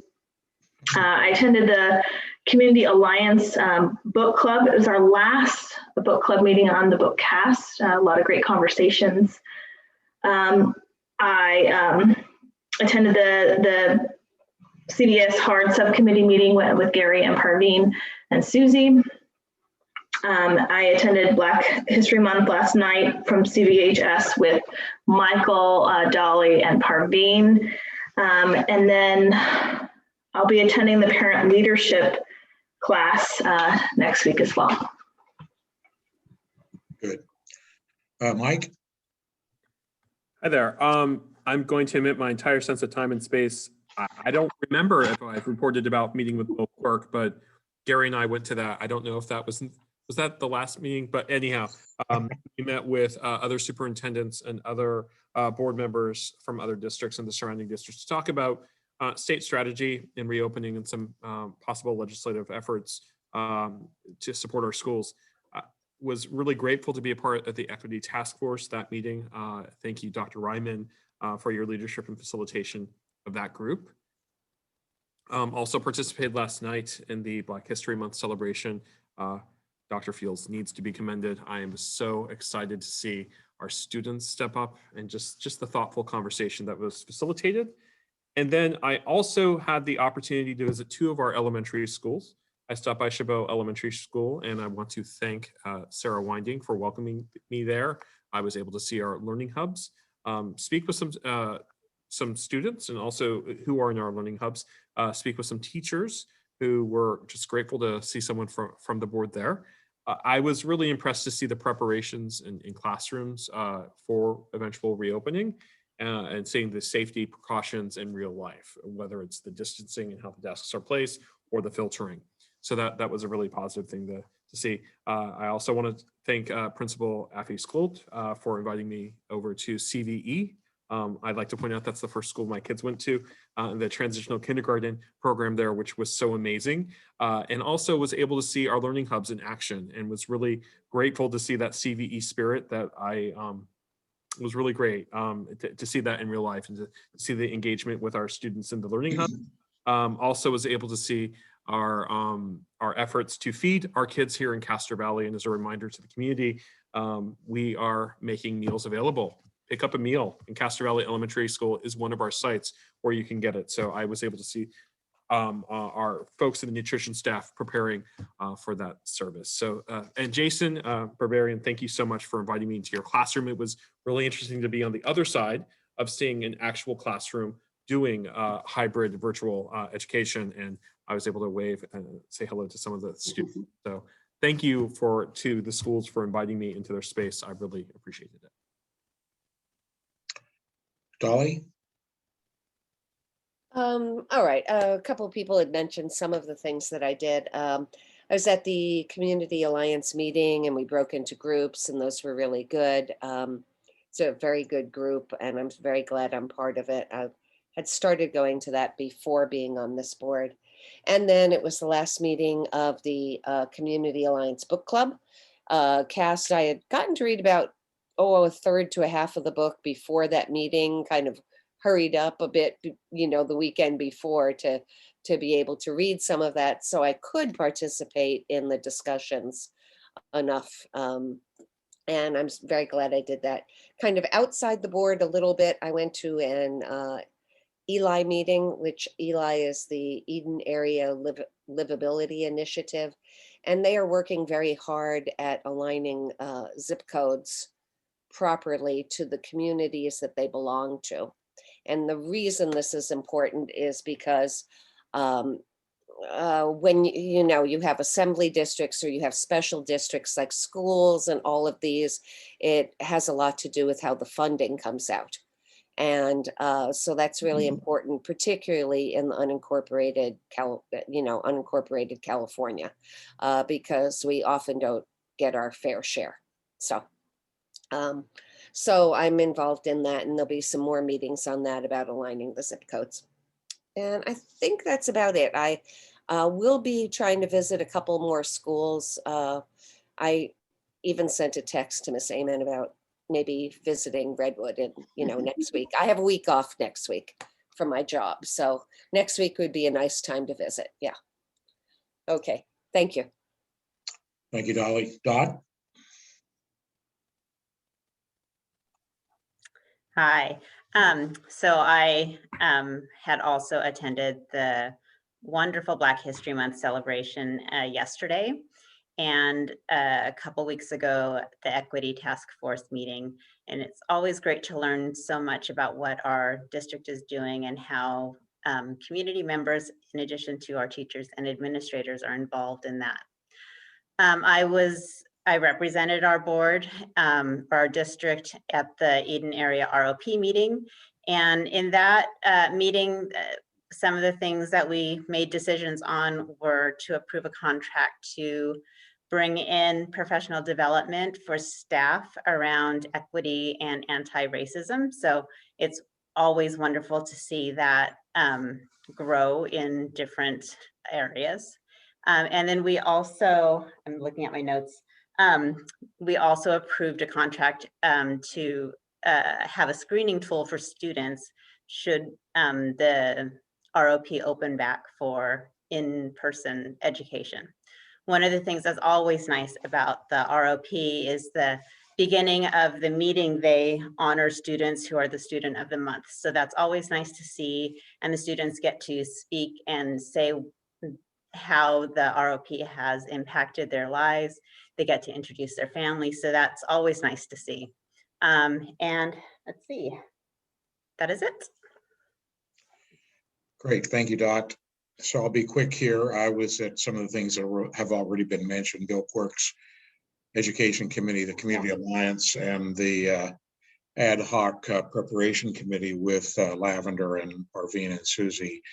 I have a couple of things from outside of, sort of outside of the school district. Next Tuesday at 6 p.m., Rotary is sponsoring a lecture in conjunction with the Educational Foundation. It's John Perkins, who's a physicist at Livermore. He'll be speaking on nuclear fission and more, the various programs that are underway out at Lawrence Livermore. That should be a great talk. You can register on the Rotary webpage. It's pretty easy, CastrovalleyRotary.org. And I'll mention also that the Rotary grant period has opened and will close on March 15. So if there's anybody or any nonprofit that